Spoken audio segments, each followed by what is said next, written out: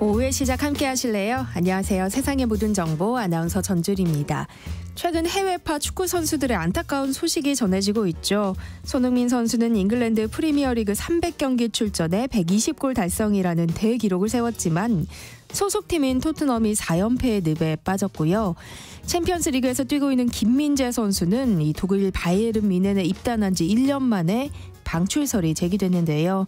한 주간에 있었던 스포츠 소식들 잠시 뒤 스포츠 핫 이슈 코너에서 자세히 살펴보겠습니다. 우리 아이가 다른 친구들과 잘 어울릴 수 있을지, 새로운 환경에 잘 적응할 수 있을지 걱정하는 부모님들이 많죠. 특히 부모가 맞벌이를 하거나 아이가 외동인 경우라면 더 고민이 될 수밖에 없는데요. 아이들의 사회성은 어떻게 길러줘야 할까요?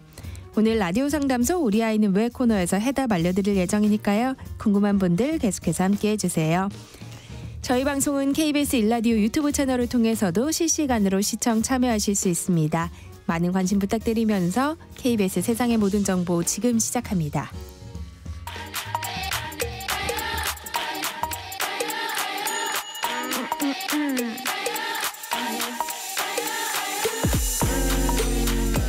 혹시 뉴스 빠뜨리셨나요? 한낮에 전해진 소식들 꼼꼼히 정리해드리겠습니다. 오늘의 뉴스 조현정 시사평론가와 함께합니다. 안녕하세요. 네, 안녕하세요. 네, 윤석열 대통령의 취임 2주년 기자회견이 조금 전인 오전 11시 40분쯤 끝이 났는데요. 어떤 형식으로 진행됐죠? 네, 10시부터 시작했죠. 한 20분 정도 먼저 집무실에서 모두 발언 성격의 대국민 메시지를 단독으로 발표를 했고 그 이후에 각종 현안을 놓고 기자들과 질의응답을 진행을 했는데요. 이 생중계로 전부 진행이 됐잖아요. 국민보고는 한 21분 정도 이어졌고 윤 대통령이 앉은 책상 위에 문구가 이제 명패가 놓인 게 좀 눈에 띄었는데 네. 영어로 쓰여 있었는데 이 뜻을 하면 모든 책임은 내가 진다. 이런 명패거든요. 그 조 바이든 미국 대통령이 지난해 5월에 한국에 왔을 때 윤 대통령에게 준 선물이고요. 이 트루먼 전 미국 대통령의 좌우명을 새겨놓은 건데 이 모든 책임은 내가 진다라는 이 물론 명패를 놓은 것에도 충분히 의도를 다분히 네. 넣었겠죠. 그럼 이제 기자회견에서 어떤 메시지가 나왔는지 살펴봤으면 좋겠는데요. 예, 이게 장장 10시부터 11시 40분이었으니까 1시간 40분 정도 긴 내용을 크게 요약을 하자면 부족했다. 노력했지만 국민이 체감할 정도는 아니었고 소통이 중요하다는 것을 느꼈다. 그러니까 이 말인즉슨 그러니까 정책 자체는 노력을 했고 정책에 문제가 있다기보다는 이게 홍보나 어떤 국민들이 실제 실현을 할 때 가닿지 않았다. 이렇게 진단을 하는 것으로 보였어요. 그동안 대통령과 정부가 늘 말해왔던 내용들이 주를 이뤘는데 뭐 기업 투자, 킬러 규제 혁파, 원전 수출, K 콘텐츠 수출, 방산 수출, 민간 일자리 창출, 뭐 반도체 메가 클러스터 얘기도 나왔고요. 그리고 외교적으로는 외교 지평을 크게 넓혔다. 이렇게 자평을 했습니다. 교육, 이 아이돌봄 교육에 대해서는 국가가 책임지는 퍼블릭 케어하고 늘봄 학교 얘기가 다시 나왔고요. 그러면서 저출생 고령화를 대비해서 가칭 저출생 대응 기획부를 신설하겠다라고 밝혔습니다. 이제 지금까지의 내용, 2년 동안 돌아보는 내용, 그 다음은 이제 앞으로 어떻게 할 건지 얘기였는데 앞으로의 3년은 국민 삶으로 더 깊숙이 들어가겠다. 부처 간의 벽은 허물고 민생 변화로 이어지도록 세심하게 챙기겠다. 이런 얘기가 있었고요. 또 특히 장바구니 물가, 외식 물가 잡는데 정부의 역량을 총동원하겠다. 이런 식으로 정리를 할 수 있겠고요. 국회에도 당부의 말을 남겼습니다. 협력이 꼭 필요하기 때문에 소통을 늘리겠고 국회에도 정쟁을 멈추길 당부 말씀드린다고 강조를 했습니다. 네. 윤석열 대통령 주제를 정하지 않고 이 기자들과 질의응답 시간을 가졌는데요. 여기에선 어떤 이야기들이 나왔어요? 꽤나 쟁점 현안에 대한 질문들도 나왔어요. 예상됐던 것들이지만 김건희 특검법, 또 최상병 특검법, 여기 한동훈 전 비대위원장과의 관계까지 여러 가지 얘기가 나왔는데 좀 윤석열 대통령이 답하기 어려웠던 그런 질문들도 나왔던 것 같아요. 그런데 결론부터 정리를 하면 특검 안 받는다. 이렇게 요약을 할 수 있을 것 같아요.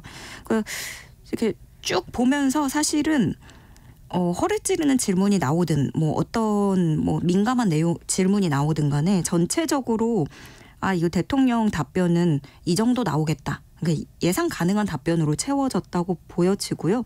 그래서 이걸 분명히 물론 뭐 직접 국민들 앞에 서서 정책과 이유를 대통령이 직접적으로 설명한다는 것에 대해서 뭐 의미를 찾을 수는 있겠지만 내용적으로 새로울 것은 없었다. 이렇게 평가를 하고 싶고요.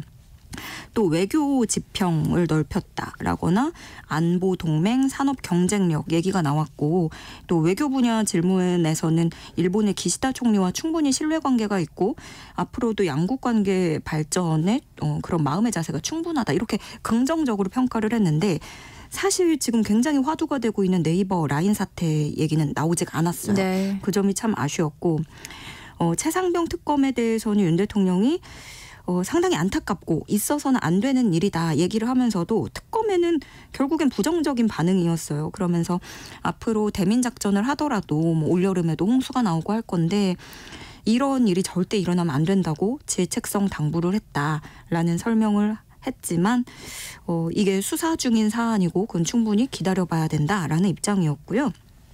또 김건희 여사 관련 의혹 그리고 특검법에 대해서는 먼저 사과를 했습니다. 제 아내의 현명하지 못한 처신으로 걱정 끼쳐드렸다.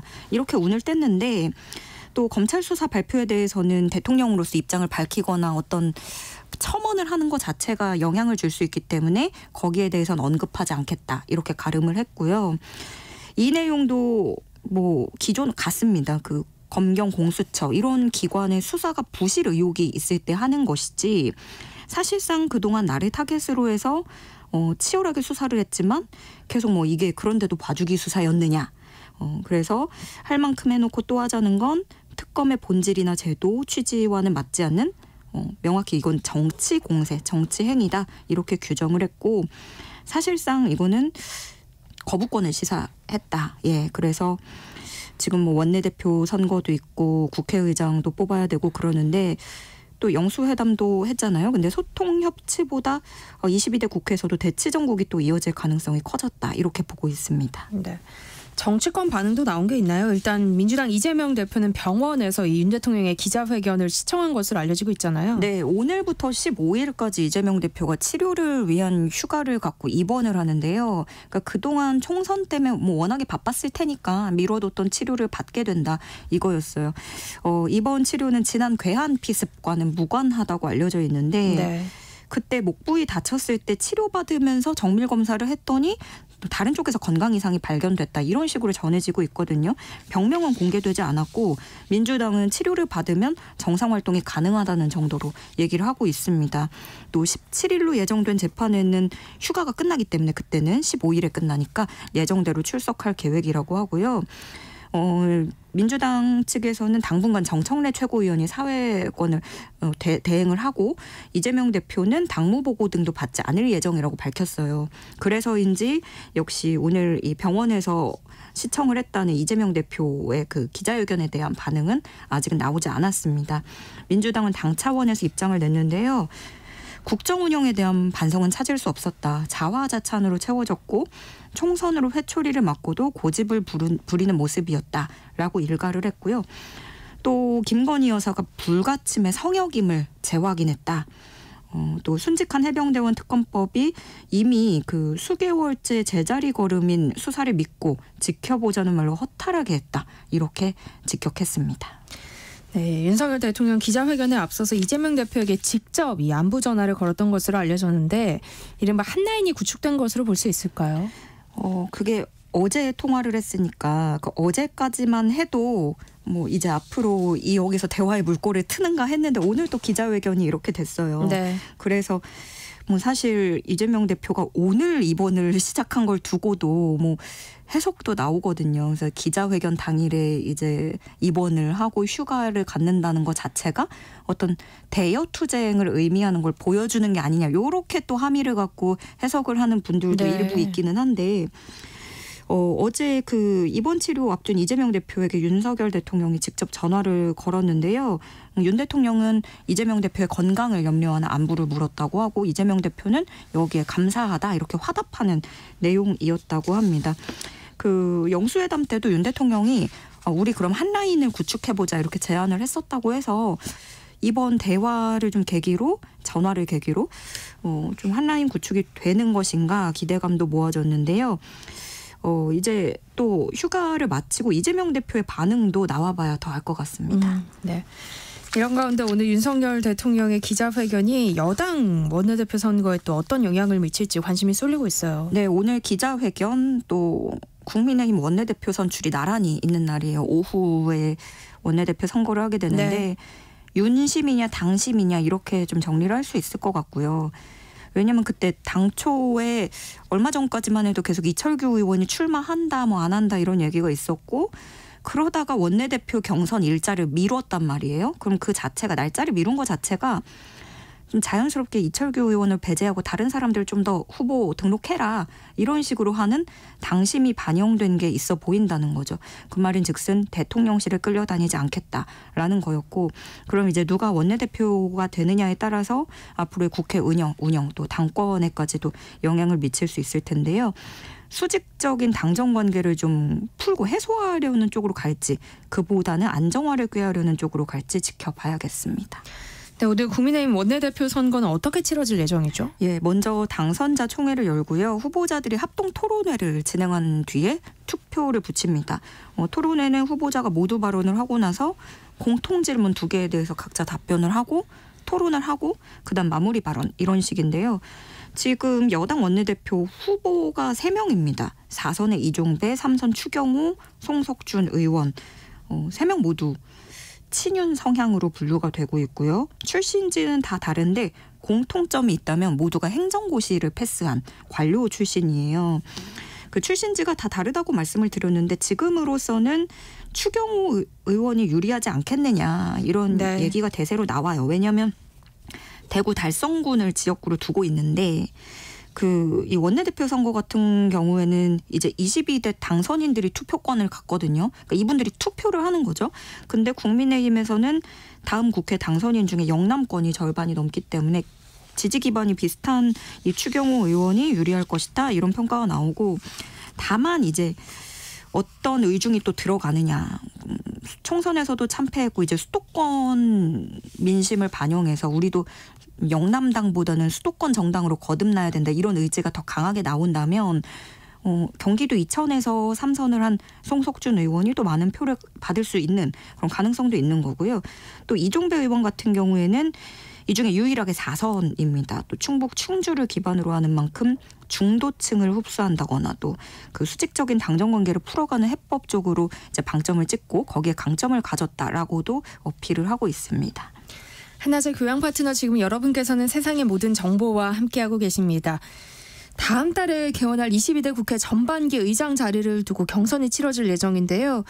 일단 후보는 4명으로 확정됐어요. 네, 조정식, 우원식, 정성호 의원, 또 추미애 당선인 이렇게 4명입니다. 먼저 추미애 당선인은 개혁을 강조하고 있어요.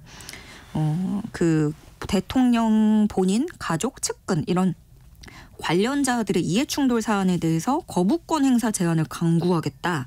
김건희 특검법을 관철하겠다라는 의지를 내비쳤고요. 정성호 의원 같은 경우에도 그 역대 국회의장이 굉장히 제한적 역할에 매몰이 돼 있었기 때문에 견제 역할이 떨어졌다는 거예요. 대통령하고 행정부를 제대로 견제를 하지 못해서 좀 적극적이고 강한 국회로 가겠다. 이렇게 강한 국회를 내세웠습니다. 다만 그러면서도 협치 의지도 강조를 하고 있고요. 우원식 의원, 조정식 의원도 나란히 명심을 내세우면서 이재명 지도부 하에 역임했던 이력을 부각시키기도 하고 있습니다. 그러니까 4명이 다 조금씩 면면은 다르겠지만 모두가 좀 선명성을 앞세우는 후보자들이에요. 이미 얼마 전에도 김진표 국회의장 향해서 굉장히 강한 압박을 펼치기도 했었고 그러다 보니까 보수 언론들의 평가는 전체적으로 이게 4명 중에 누가 되더라도 극단의 대립의 정치가 예고됐다 이렇게 평가를 하기도 하는데 네. 어쨌든가 21대 국회에서 쟁점 법안을 다 처리하지 못하고 흐지부지 됐다 이 점을 강조를 하면서 22대 때는 보다 강경한 기조로 나가겠다는 노선으로 해석을 할 수 있겠습니다. 잔고 증명서 위조 혐의로 복역 중이던 윤 대통령의 장모 최은순 씨 결국 가석방 적격 판정을 받았어요. 네, 어제가 5월 8일이었잖아요. 어버이날이었고 또 공교롭게도 윤 대통령 취임 2주년 기자회견 바로 직전 하루 전날이었습니다. 법무부는 이제 설명을 한 게 본인이 논란이 대상이 돼서 국민이 우려하는 걸 원하지 않는다. 그래서 이제 가석방 가석방을 원치 않는다라는 의사를 유지를 했지만 네. 외부위원이 과반인 이 심사위가 있고 또 나이, 형기, 교정 성적 등을 종합적으로 고려를 해서 만장일치로 적격 결정했다 이렇게 밝혔어요. 그러니까 법무부도 좀 여러 가지 해석의 부담이 나오니까 가석방 심사위원은 절반 이상이 외부위원이었고 또 최은순 씨 본인은 가석방을 원치 않는다 이 점을 더 강조를 하기도 했는데요. 그런데 최은순 씨가 이 기소된 내용을 보면 은행 잔고증명서 위조한 혐의로 이거 하나로만 기소가 돼서 징역 1년을 선고받은 거거든요. 그럼 나머지 이제 위조 사문서 행사죄나 소송 사기죄 같은 거는 검찰이 기소를 하지 않았고요. 때문에 그럼 검찰이 가장 좀 형량을 낮게 받을 수 있는 싼티켓을 끊어준 게 아니냐 이런 지적도 일각에서는 제기되고 있습니다. 어쨌든 이로써 원래 7월 22일에 만기 출소인데 오는 14일에 출소를 하게 됩니다. 야당에선 비판의 목소리가 나오고 있죠. 네, 야권에서는 법무부가 대통령 장모에게 어버이날 선물을 대신 드리는 모습에 어처구니가 없다. 국가 권력을 사유화한 윤석열 정부의 현실이다. 이렇게 민주당이 꼬집었고요. 조국혁신당도 이런 가석방 결정이 공정과 상식에 부합한다고 생각하느냐. 더 나아가서는 이제 22대 국회가 열리면 이 가석방 결정 과정 전반을 들여다보겠다 이렇게 공세를 펼쳤고요. 개혁신당 이기인 당대표 후보도 기자회견하면 뭐하나. 진보당에서도 대통령 찬스다 이렇게 강력하게 비판을 했습니다. 한편 민생경제연구소, 민주시민기동연대 등 시민단체들은 지난해 최은순 씨를 소송사기죄, 위조 사문서 행사죄 등의 혐의로 경찰청 국가수사본부에 추가 고발했습니다. 네, 끝으로 의정 갈등 상황도 좀 짚어봤으면 하는데요. 정부가 외국 면허 의사의 국내 진료를 허용하기로 했어요. 네, 그러니까 이게 보건의료 위기 경보 심각 단계로 가면 외국 의사 면허 소지자도 국내에서 의료 행위를 할 수 있도록 규제를 완화하겠다라는 건데요. 지금은 그 외국에서 의대를 나오고 외국 의사 면허를 취득했을 때 우리나라로 와서 의료 행위를 하려면 국가 시험을 또 치러야 됐었죠. 네. 그런데 앞으로는 의료 공백이 심각할 때는 외국 의사 면허만 있어도 한국에서 따로 시험을 치르지 않아도 의료 행위를 할 수 있도록 하겠다는 겁니다. 근데 이렇게 되면 아무래도 우선적으로는 외국인보다는 그 유학파, 한국 국적인 분들이 먼저 적용이 될 것으로 보여요. 특히나 이미 외국에서 의사 면허를 따놓고 이제 국내로 들어오려고 국내 시험을 준비하는 분들이 또 있다 보니까 이분들이 가장 먼저 지원할 것으로 보이고 이런 식으로 외국 의대를 졸업하고 국내 의사 면허 시험에 응시한 게 지난해 150여 명이었습니다. 좀 비슷한 수치로 갈 것 같고요. 복지부는 가급적 빨리 절차를 밟아서 이달 말이나 내달 초에 법이 시행될 수 있도록 할 계획입니다. 네. 의대 교수들이 내일 전국적인 휴진에 들어간다고요? 네, 예고대로 내일 전국적 휴진에 들어가는데요. 전국 의대교수 비상대책위원회입니다. 19개 대학이 참여를 하고 산하병원 51곳 병원이 참여할 예정입니다. 원광대, 울산대, 서울대, 한양대, 연세대, 이화여대, 가톨릭대 등이 있고요. 다만 이제 실제로 휴진에 참여하는 교수가 얼마나 될지는 좀 지켜봐야 되겠는데 지난달 30일이나 이달 30일 때는 그때 자율적인 휴진에 들어가면서 사실 참여율이 그렇게 높진 않았어요. 그래서 정부도 의료 현장에서 혼란은 없었다 이렇게 평가를 하긴 했는데 그때는 사실 또 예정된 뭐 수술이나 진료들이 있었기 때문에 이번에는 조금 더 미리 그거를 일괄적으로 정했기 때문에 진료 일정을 사전에 조정을 해놓고 또 내일은 더 참여하는 교수가 늘어날 가능성도 있겠습니다. 네. 오늘의 뉴스 여기까지 하겠습니다. 조현정 시사평론가와 함께했습니다. 고맙습니다. 네, 고맙습니다. KBS 일라디오 세상의 모든 정보 함께하고 계신 지금 시각은 12시 39분입니다. 이 시각 교통정보 알아봅니다. 네, 이 시각 교통정보입니다. 날이 좋아서 오늘도 작업하는 곳들이 많고요. 사고 구간 주의가 필요합니다. 수도권 제1순환선 판교에서 일산 방향 청계터널 부근 5차로에서 사고 차량 정리 중이고요. 이후 안현 분기점에서 시흥 사이 1, 2, 3차로를 막고서는 도로 장애물을 수습하고 있습니다. 더 가서는 장수에서 송내 쪽으로, 일산에서 판교 방향도 계양에서 송내 쪽으로 더딘 흐름이고요. 경기 동부권에선 상위를 중심으로 양 양방향의 차가 많은데 굴에서 판교 방향은 상일 부근 3차로에서 추돌 사고도 처리 중이라 뒤로 영향을 받습니다. 또 강릉 쪽 영동고속도로도 둔대 분기점 1차로의 사고 처리 여파 2km 구간에서 크게 봤고요. 이 사고 이전으로는 서안산에서 안산 분기점 쪽으로, 사고 이후로는 마성부터 양지 터널 쪽으로 긴 구간 정체됩니다. 이후 여주 분기점 부근으로는 2차로 작업의 영향으로 정체가 되고 있고요. 중부고속도로 하남 방향 중부 1터널 부근 2차로에는 고장난 차를 처리하고 있어서 정체가 되고 있습니다. KBS 교통정보센터에서 공인이었습니다.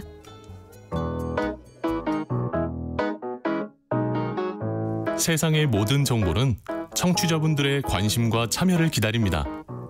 방송 들으시면서 궁금한 점이 있거나 의견 공유하고 싶은 분들 계시면 문자 보내주세요. 추첨을 통해 모바일 쿠폰 보내드리겠습니다. 참여하실 번호는 샵 9730이고요. 짧은 문자 50원, 긴 문자 100원의 이용료가 부과됩니다. 콩 게시판을 통해서는 무료로 참여하실 수 있고요. KBS 1라디오 유튜브 채널을 통해서도 실시간으로 시청 참여하실 수 있습니다. 꼭 알아야 할 정보를 알기 쉽게 전해드리는 세상의 모든 지식. 목요일엔 한 주간 있었던 스포츠 소식 살펴보는 스포츠 핫 이슈 시간이죠. 정현우 KBS 스포츠국 PD와 함께합니다. 어서 오세요. 네, 안녕하십니까. 네, 손흥민 선수가 잉글랜드 프리미어리그 통산 300번째 경기에 출전해서 120번째 득점 기록을 달성했는데요. 네. 엄청난 대기록이죠. 그렇죠. 당연히 아시아 선수 중에서는 이제 가장 많은 득점 기록이기도 하고, 이렇게 300번째 경기에서 정확히 딱 120골 득점했다는 것도 굉장히 좀 의미가 있는 것 같습니다. 네. 그러면서 리그 17호 골을 터뜨렸는데, 사실 이날 경기에서 리버풀에게 4대2로 패배를 했기 때문에 물론 뜻깊은 기록이긴 합니다만은 지금 손흥민 선수와 이 토트넘 입장에서는 아직 좀 갈 길이 먼 그런 상황이기도 하거든요. 네, 뜻깊은 기록을 세웠는데 이 경기가 끝난 후에 손흥민 선수 표정은 좀 어두웠어요. 그렇죠, 네네.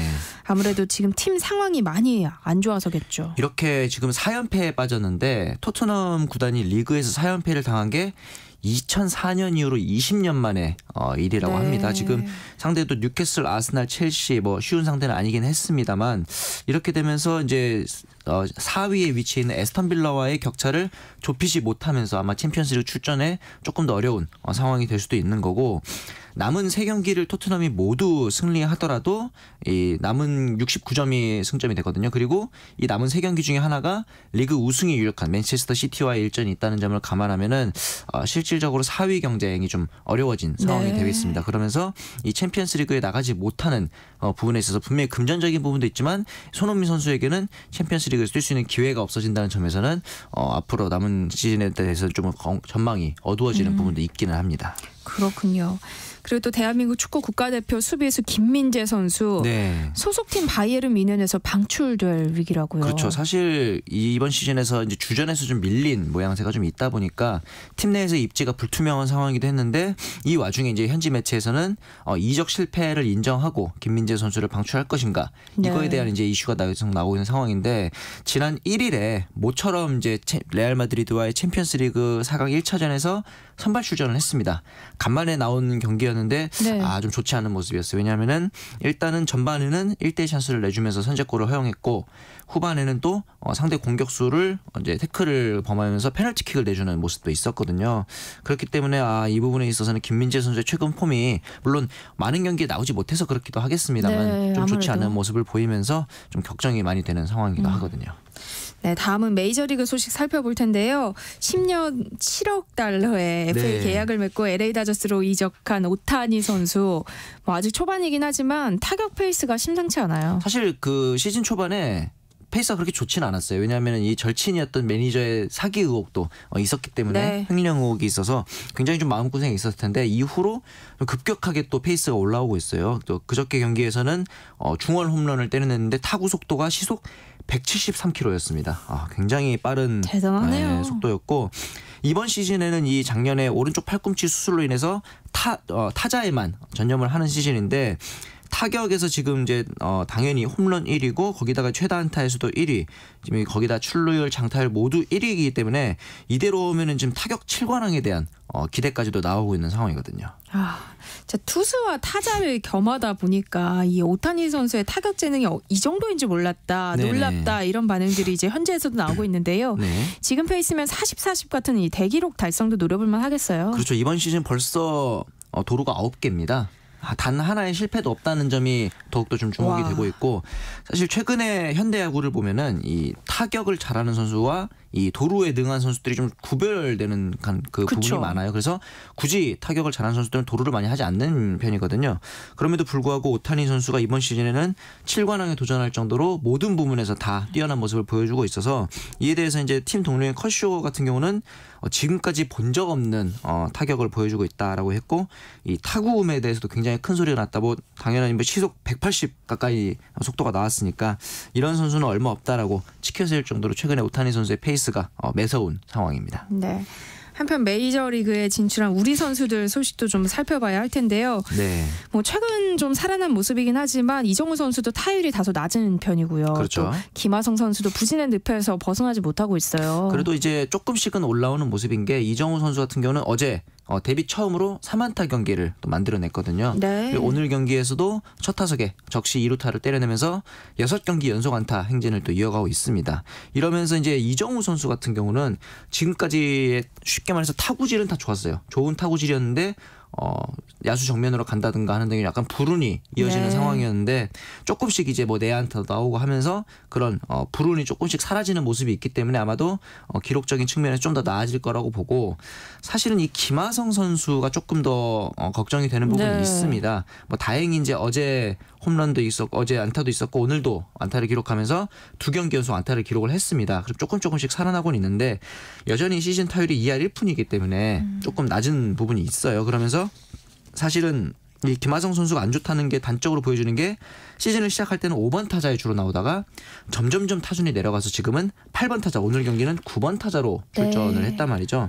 이런 부분에 있어서는 타격에서는 좀 더 보여줘야 될 모습이 많고, 더 이런 부분이 필요한 이유는 아라이스 선수가 이번에 트레이드를 통해서 샌디에이고로 합류했습니다. 이 선수가 2루수 포지션에 있는 선수이기 때문에 김하성 선수와 경쟁자예요. 그런데 네. 지난해 타격왕을 수상했던 선수이기 때문에 타격에 있어서는 일가견이 있거든요.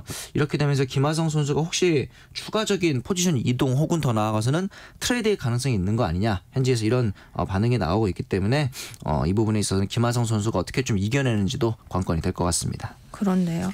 그리고 고우석 선수는 트레이드를 통해서 이 네. 샌디에고에서 마이애미로 이적했어요. 앞서 말씀드렸던 이 아라이스 선수를 영입하는 과정에서 샌디에이고가 내준 4명의 선수 중에 고우석 선수가 포함이 돼 있었습니다. 네. 고우석과 딜런 헤드, 네이선 마토렐라, 그리고 제이콥 마시 4명의 선수를 보냈는데, 이 아라이스 선수를 데려오면서 고우석 선수가 마이애미로 간 게 어떻게 보면 좀 호재일 수도 있을 것 같아요. 제가 고우석 보기엔. 선수한테요? 맞습니다. 왜냐하면은 네. 이 당장 마이애미 입장에서는 성적이 그렇게 좋은 팀은 아닙니다. 그래서 기존에 있는 선수들을 트레이드 칩으로 내놓을 가능성이 높거든요. 당장 마무리인 이 테너 스캇 선수가 트레이드 블록에 올라와 있다라는 이제 현지의 루머도 있고, 네. 이렇게 되면은 다른 불펜의 선수들을 이제 트리플 A에서 수혈할 가능성도 있거든요. 그리고 다행히 또 고우석 선수가 오늘 경기에서 또 1.2이닝 동안 무실점으로 좋은 피칭을 보여줬기 때문에, 만약에 마이애미가 기존 선수들을 이제 팔고 트리플레이에서 콜업을 할 때 고우석 선수가 높은 확률로 메이저리그 무대에 좀 더 빨리 데뷔할 수 있지 않을까라는 기대를 또 해보게 됩니다. 네. 다음은 전 프로야구 선수 오재원 씨의 이 대리 처방 사태 관련 소식인데요. 네. 이 두산 베어스에서 자체적으로 확인해서 경찰에 통보한 이 8명 외에도 이 수면제 대리 처방에 연루돼서 경찰 수사 선상에 오른 선수가 더 있다고요? 네, 그렇습니다. 이 7일 날 열렸던 정례 기자 간담회에서 조지호 서울경찰청장이 밝힌 내용인데, 네. 자체적으로 두산 베어스 구단에서 확인한 선수가 8명인데 이 외에도 전현직 선수 5명을 조금 더 확인할 필요가 있다라고 이제 얘기를 해서 네. 총 13명을 지금 이제 수사 선상에 올려놓고 있습니다. 그런데 이 부분이 저는 조금 중요할 것 같아요. 연루된 이 선수들의 대부분이 2군 선수들입니다. 근데 2군 선수들이라는 거는 사실 이런 이 스포츠계에서는 이 선수들의 어떤 그 위계 질서라든가 그쵸. 이런 부분들이 선후배 관계가 있기 때문에 제가 보기에는 이 선수들이 자원해서 어떤 그런 수면제 처방이라든가 이런 것을 행했을 가능성이 좀 낮다라고 저는 그쵸. 생각을 해요. 그래서 이 오재원 전 선수의 강압에 못 이겨서 수면제를 건네지 않았을까라는 이제 전망이 나오고 있어서 이런 어떤 위력에 의해서 할 수 없이 해줬다면은 최종적인 판단에서 이 부분을 좀 적극적으로 참고할 수 있지 않을까라는 이제 전망도 나오고 있는 상황이라서 제 개인적인 생각입니다만은 이렇게 될 경우에는 이 전현직 선수들이 오히려 피의자가 아니라 피해자로 처분이 될 가능성도 있다고 저는 보여져서 이 부분은 어떤 그 운동계의 특수한 상황을 조금 더 적극적으로 고려할 필요가 있지 않나라는 네. 생각은 듭니다. 네. 또 올림픽 관련 소식 살펴봤으면 하는데요. 네네. 지난 도쿄 올림픽에서 이 올림픽 2연패를 달성하면서 환상적인 팀워크를 과시했던 이 펜싱 남자 사브르 대표팀. 네. 많은 분들이 아마 기억하실 거예요. 근데 도쿄 올림픽 금메달 멤버 가운데서 김정환, 김준호 선수는 이번 파리 올림픽에서는 볼 수 없다면서요. 네, 이 맏형이었던 김정환 선수 그리고 이 셋째 역할이었던 김준호 선수가 또 이탈을 했습니다. 그러면서 이 탑4라고 불렸던 펜싱 어펜저스라 불렸던 네. 이 팀의 균열이 좀 생겼습니다. 사실은 김정환 선수 같은 경우는 나이가 올해로 나이로 이제 42살이 됐거든요. 굉장히 많은 나이인데 내심 파리올림픽까지 마지막으로 유종의 미를 거두겠다라고 이제 계속 도전을 하고 있는 상황이었는데 결국에는 지난해 다쳤던 이 햄스트링 부위가 계속 문제가 되면서 은퇴를 이제 선언을 네. 했어요.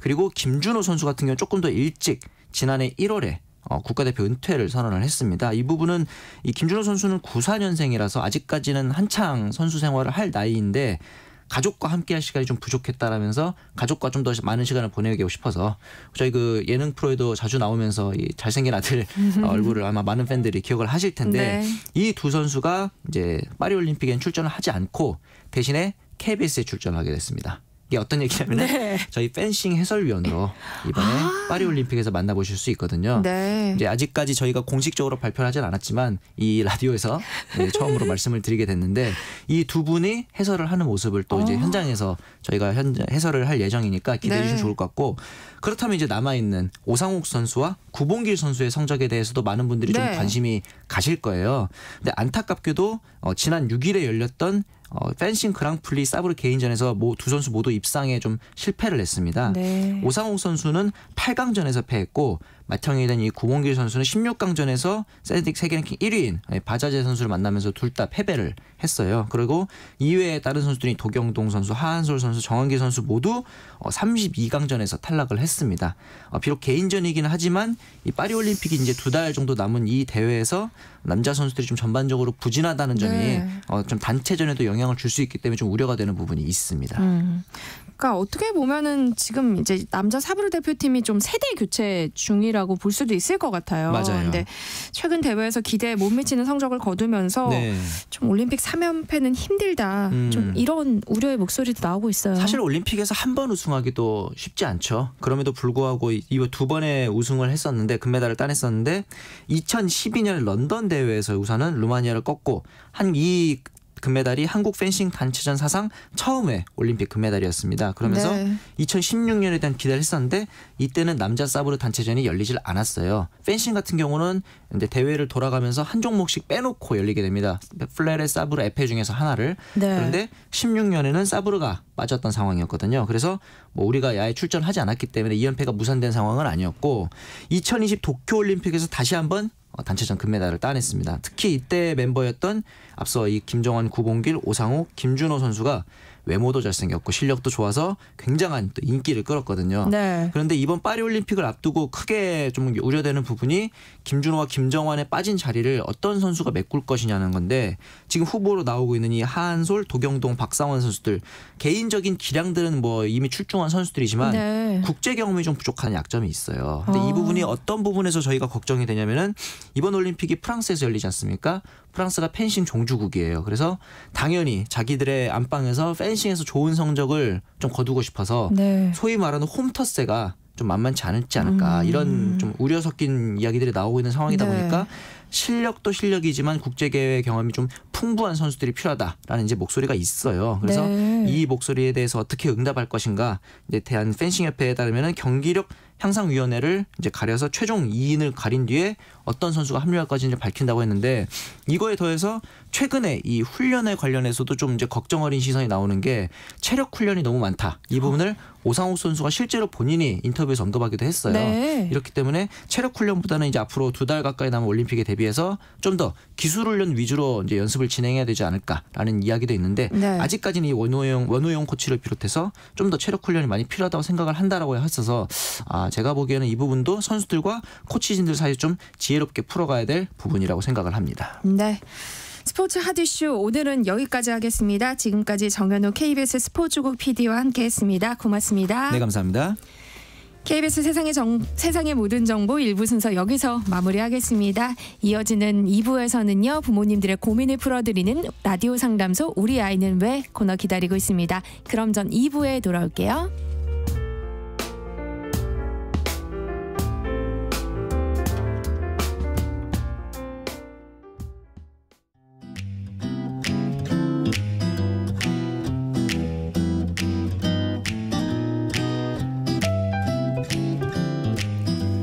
안녕하세요. 바른말 고운말입니다. 여러분은 주로 종이에 인쇄된 신문을 보시나요? 아니면 인터넷 같은 것에서 소식을 접하시나요? 어느 쪽이든 장단점이 다 있는 것 같은데 편리하게 읽을 수 있다는 점에서는 전자신문이 좋겠고요. 많은 뉴스가 한눈에 들어오는 것은 아무래도 종이신문 쪽이 더 낫겠죠. 우리는 신문과 신문지라는 표현을 모두 사용하고 있습니다. 이 두 표현은 그 용도에 따라서 구별할 수 있는데요. 신문은 소식을 전달하는 매체로서의 용도가 중요하다면 신문지는 대중매체의 역할보다는 종이로 사용한다는 것에 더 초점이 맞춰져 있습니다. 신문지란 단어에서 마지막 음절에 종이 지자를 쓴다는 것을 생각하면 잘 이해되실 겁니다. 신문지로 물건을 싼다든지 바닥에 신문지를 깔고 앉을 수도 있고요. 유리창을 신문지로 닦을 수도 있겠죠. 이런 경우엔 새로운 소식을 알고자 하는 목적과는 관계없이 그저 종이라는 기능으로 사용하는 것이죠. 또 선전이나 광고 또는 선동하는 글이 담긴 종이 쪽을 가리켜서 보통 전단 또는 전단지라고 하는데요. 이 경우에는 마지막에 지자를 안 붙인 전단이 맞는 표현입니다. 전단에서 단자는 부조나 선물 등의 내용을 적은 종이인 단자를 뜻하고요. 전단이란 말에 이미 종이라는 뜻이 들어있으니까 지자를 반복해서 쓰지 않는 것이 맞습니다. 바른말 고운말 아나운서 변희영이었습니다.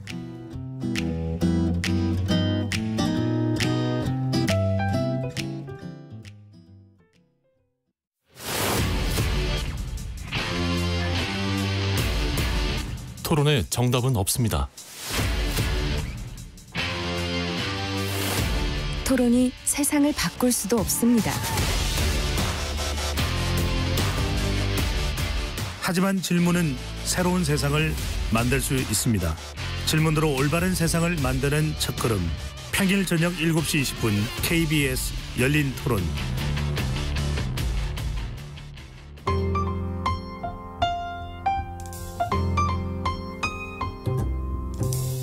어떤 하루 보내고 계신가요? 눈코 뜰 새 없이 바쁘게 지나가는 한 주.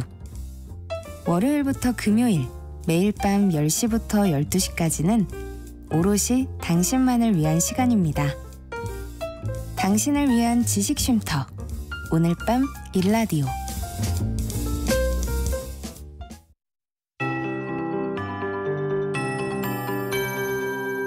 KBS 58분 날씨.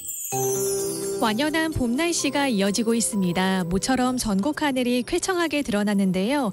오늘 대부분 지역 낮 기온 20도로 웃돌아 따뜻하겠습니다. 한낮에 서울은 21도로 어제와 비슷하겠고요. 대전과 춘천, 전주, 광주 23도로 어제보다 1에서 3도 정도 높겠습니다. 동해안과 영남 지역은 25도로 웃돌아 다소 덥겠는데요. 강릉 26도, 대구 25도로 어제보다 8도가량 높겠습니다. 기온이 크게 타오르는 만큼 낮과 밤의 기온차도 15도에서 20도가량 매우 크게 벌어지니까요. 건강관리 잘하시기 바랍니다. 오늘 전국이 맑은 가운데 자외선도 강하겠습니다. 모자나 양산, 선글라스 등으로 자외선 차단에 신경 쓰시기 바랍니다. 오늘 전국의 공기질은 양호한데요. 다만 오후에 경기 남부와 일부 해안 지역으로 오존 농도가 일시적으로 높게 나타나겠습니다. 내일까지 막다가 모레 주말과 휴일에는 전국 곳곳에 비 예보가 나와 있는데요. 토요일 오전에 경기 북부와 강원 북부에 비가 내리기 시작해서 밤에는 전국으로 확대될 걸로 예상됩니다. 주말에 내리는 비는 일요일 오전에 대부분 그치겠지만 영남과 제주도는 오후까지 이어지는 곳이 있겠습니다. 현재 서울의 기온은 20.6도입니다. KBS 58분 날씨 조하늘입니다.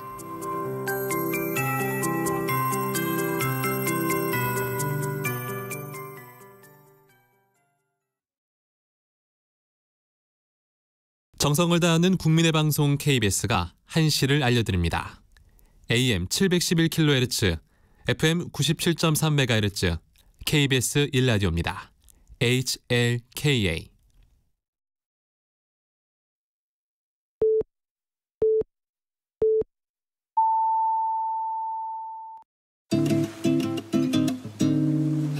나른한 오후를 책임질 영양 만점 지식 비타민. 세상의 모든 정보.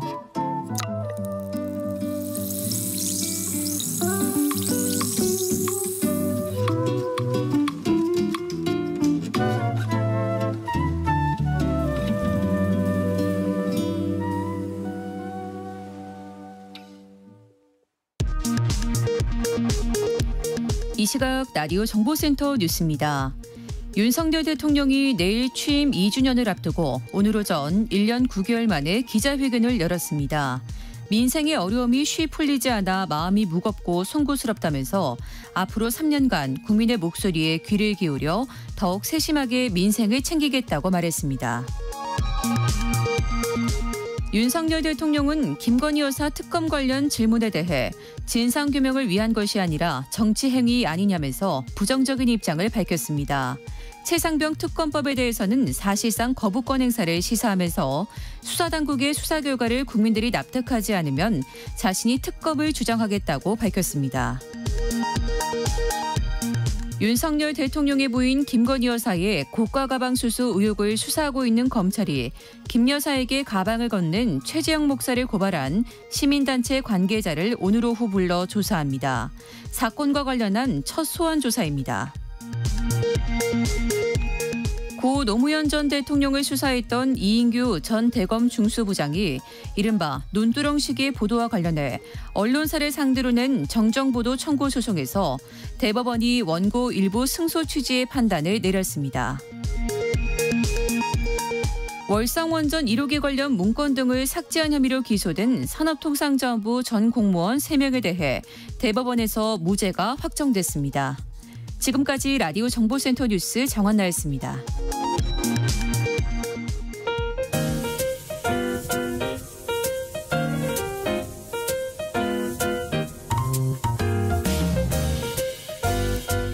정신없이 바쁜 하루, 지금 우리 주변에서 벌어지고 있는 사건, 사고 소식들 한숨 돌리며 살펴보시죠. 하프타임 뉴스 임선우 뉴스캐스터와 함께합니다. 안녕하세요. 안녕하세요.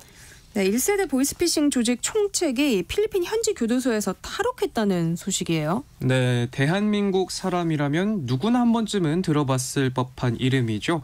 일명 김미영 팀장으로 악명을 떨친 1세대, 그러니까 원조 보이스피싱 조직의 총책 박모 씨가 필리핀 현지 교도소에서 탈옥했다는 소식입니다. 지난달 현지 법원에서 열린 재판에 출석했다가 교도소로 이송되는 과정에서 도주한 것으로 전해졌는데요.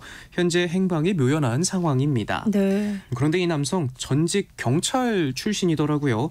특기를 한껏 살려서 범행을 저질러 왔는데 과거 서울경찰청 사이버수사대에서 근무하다 2008년 뇌물 혐의로 해임된 이후 여기서 쌓은 노하우로 필리핀에 콜센터를 개설하고 10년 동안 사기 행각을 벌여왔습니다. 3년 전 한국과 필리핀의 수사공조로 붙잡히면서 현지에서 수감됐는데 이후 우리 경찰은 강제 소환을 추진해왔지만 박 씨는 의도적으로 송환을 미루려고 꼼수를 썼다고 합니다. 일부러 추가 범죄를 저지르고 필리핀 현지에서 수감 생활을 이어가면서 국내 송환을 재판을 지연시킨 건데요. 이를 반복하다 재판 참석날 빈틈을 놓치지 않고 냅다 달아난 겁니다.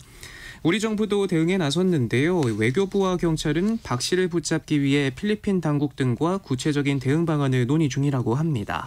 이러다가 다시 또 김미영 팀장의 문자를 받게 되는 건 아닌가 싶네요. 빨리 붙잡아야겠네요. 다음 소식은 인천의 한 우체국 소속 집배원이 자택에서 숨진 채 발견됐다고요. 네, 안타까운 소식인데요. 인천의 한 우체국에서 근무하던 30대 집배원이 집에서 숨진 채 발견됐습니다. 동생과 연락이 닿지 않는다는 친형의 신고가 접수되면서 경찰이 출동했는데 자택 출입문을 강제로 개방해 들어갔을 땐 이미 숨을 거둔 상태였다고 합니다. 경찰은 사망 원인을 확인하기 위해 국과수에 시신 부검을 의뢰한 상태인데요. 아파트 내에서 침입 흔적은 발견되지 않았고 범죄 관련성은 없는 것으로 보고 있다면서 스스로 목숨을 끊거나 타인에 의해 숨진 가능성은 없는 것으로 보고 있습니다. 고인의 동료들은 최근 근무 환경이 열악해 매일같이 과로에 시달렸다면서 과로사 가능성을 주장하고 있습니다. 네, 집배원 업무가 가중되고 있다는 지적은 꾸준했죠. 네, 특히 최근과 같은 연휴 기간 물량 폭탄이 쏟아지면서 이 과중한 업무와 안전사고가 끊임없이 일어나고 있는데요. 평소 집배원 1명이 배달하는 물량은 약 60개 수준인데 연휴를 앞두고 물량이 몰리는 특별소통 기간에는 2배 가까이 소포가 늘어난다고 합니다. 상황이 이렇다 보니 배달 중 발생하는 안전사고 최근 3년간 해마다 500건 넘게 벌어지고 있는데요. 30년차 집배원인 정창수 씨는 우정사업본부가 안전수칙을 지키라고 하지만 대체 인력을 투입해 처리 물량을 줄여주는 것도 아니고 하나마나 한 말이라고 어려움을 토로하기도 했습니다. 네.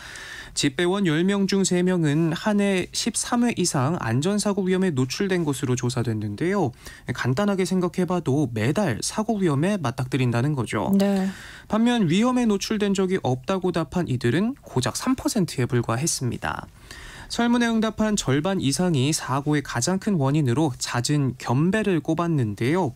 업무 중 결원이 생겼을 때 다른 집배원들이 물량을 나누어 배달하는 걸 말하는데 혹여 사고를 당해도 내가 빠지면 동료 모두의 업무 강도가 올라간다는 우려 때문에 빠르게 업무에 복귀하거나 아니면 참고 무리해서 현장에 그대로 나간다고 합니다.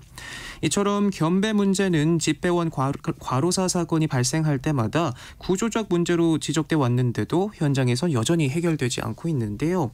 우정사업본부는 지난해부터 안전보건팀을 꾸리고 사고 예방에 힘쓰고 있다고 하지만 노조 측은 그저 생색내기라고 꼬집으면서 인력 확보와 물량 집중 시기를 고려한 노동 환경 개선이 시급하다고 입을 모으고 있습니다. 네, 다음 소식 살펴볼게요. 요즘 알리나 테무 같은 이 중국 이커머스 플랫폼 이용하시는 분들 많으실 텐데요. 근데 여기서 파는 물품 가운데서 발암 물질이 무더기로 검출됐다고요. 네, 혹시 중국 플랫폼 통해서 직구해보신 경험 있으신가요? 네, 이 가격도 저렴하고 나름 품질도 괜찮더라고요. 배송도 크게 오래 안 걸려서 저도 종종 이용하곤 하는데 그런데 여기서 판매 중인 제품에서 유해 물질이 무더기로 검출됐다는 충격적인 결과가 나왔습니다. 서울시는 해외 온라인 플랫폼 소비자 안전 확보 대책을 발표하고 지난달부터 어린이용玩具와 학용품 등을 매주 선정해 안전성 검사 결과를 공개하고 있는데요. 이번 검사 대상에 오른 알리익스프레스 그리고 테무에서 판매 중인 슬라임 등 어린이玩具 5개 제품에서 가습기 살균제 성분 등 유해 물질이 다량 검출됐습니다. 우선 어린이용 필통에서 국제암연구소가 인체 발암 가능 물질로 지정한 다이에틸 핵실 프탈레이트 성분이 기준치보다 최대 146배 넘게 검출됐고요. 네. 액체 괴물로도 불리는 슬라임 완구 제품에서는요. 가습기 살균 성분으로 유해성 논란이 일었던 클로로메틸 아이소티아졸리논과 메틸 아이소티아졸리논 성분이 검출됐습니다. 해당 성분은 어린이 제품에서 사용이 금지돼 있을 만큼 치명적인데요. 기준치보다 최대 10배 이상의 붕소 성분도 나타났다고 합니다. 대형 이커머스에서 판매하는 제품이다 보니까 별 의심 없이 손쉽게 구매하곤 했는데 참 충격적인 결과죠. 한 번 더 확인하고 주의를 기울여야겠는데요. 검사 결과는 서울시 홈페이지 그리고 서울시 전자상거래센터 홈페이지에서 확인할 수 있으니까요. 돌다리도 한 번 더 두들겨보고 건넌다는 마음으로 구매 전 한 번 더 체크해보면 좋지 않을까 싶습니다. 네, 다음 소식은 요즘 말도 많고 탈도 많은 보잉 여객기 관련 소식인데요. 또 보잉이 제작한 여객기에서 사고가 났어요. 네, 올 들어 벌써 몇 번째인지 모르겠습니다. 비행 중 문짝이 뜯겨져 나가는 사고가 일어난 지 얼마나 됐다고 다시 또 도마에 오른 건데요. 이번엔 착륙하던 보잉 화물기에서 앞바퀴가 내려오지 않아 활주로에 그대로 동체 착륙하는 해프닝이 벌어졌습니다. 기체가 쏠리면서 불꽃과 연기도 발생했는데요. 승객들이 타지 않은 화물기였기에 망정이지 정말 위험천만한 사고였습니다. 네. 보잉 최근 크고 작은 문제가 잇따라 발생하고 있습니다. 지난 1월에는요 5,000m 상공을 비행하던 중 창문과 벽체 일부가 뜯겨져 나가면서 비상 착륙하기도 했고요. 또 3월에는 활주로를 주행하던 중 이탈하는가 하면 지난달에는 이륙 직후 비상 탈출용 슬라이드가 분리되는 사고가 발생하기도 했습니다. 가만히 보니 매달 사고가 터졌는데 네. 세계 1위 항공기 제조업체란 타이틀이 무색해지는 요즘입니다. 오직하면 또 보잉이라는 말까지 나올까요? 그런데 참 뻔뻔하게도 일부 기종에 대한 품질 검사도 제대로 하지 않고 기록을 위조했을 수 있다는 내부 폭로까지 나오면서 현재 조사까지 받고 있는데요. 조사 대상으로 지목된 787 드림라이너 항공기는 작년 한 해 전 세계에서 1,000대가 넘게 팔린 데다 국내 항공사도 19대나 운항하고 있어 비상이 걸린 상황입니다. 네. 해외 소식도 살펴볼까요? 얼마 전 브라질에서 폭우가 쏟아져 피해가 심각하다는 소식 전해드렸는데요. 이 멕시코에선 더위가 기승을 부리고 있다고요. 네, 멕시코와 브라질이 각각 폭염과 폭우라는 극단적 기후현상에 시달리면서 잔인한 5월을 보내고 있습니다. 먼저 멕시코 상황부터 살펴보면요. 때 아닌 더위 속에 곳곳에서 정전사태가 발생했습니다. 멕시코 시티를 포함한 32개 주 가운데 절반인 16개 주 내 도시에서 가용 전력이 부족해 길게는 4시간 정도 정전이 발생했는데요.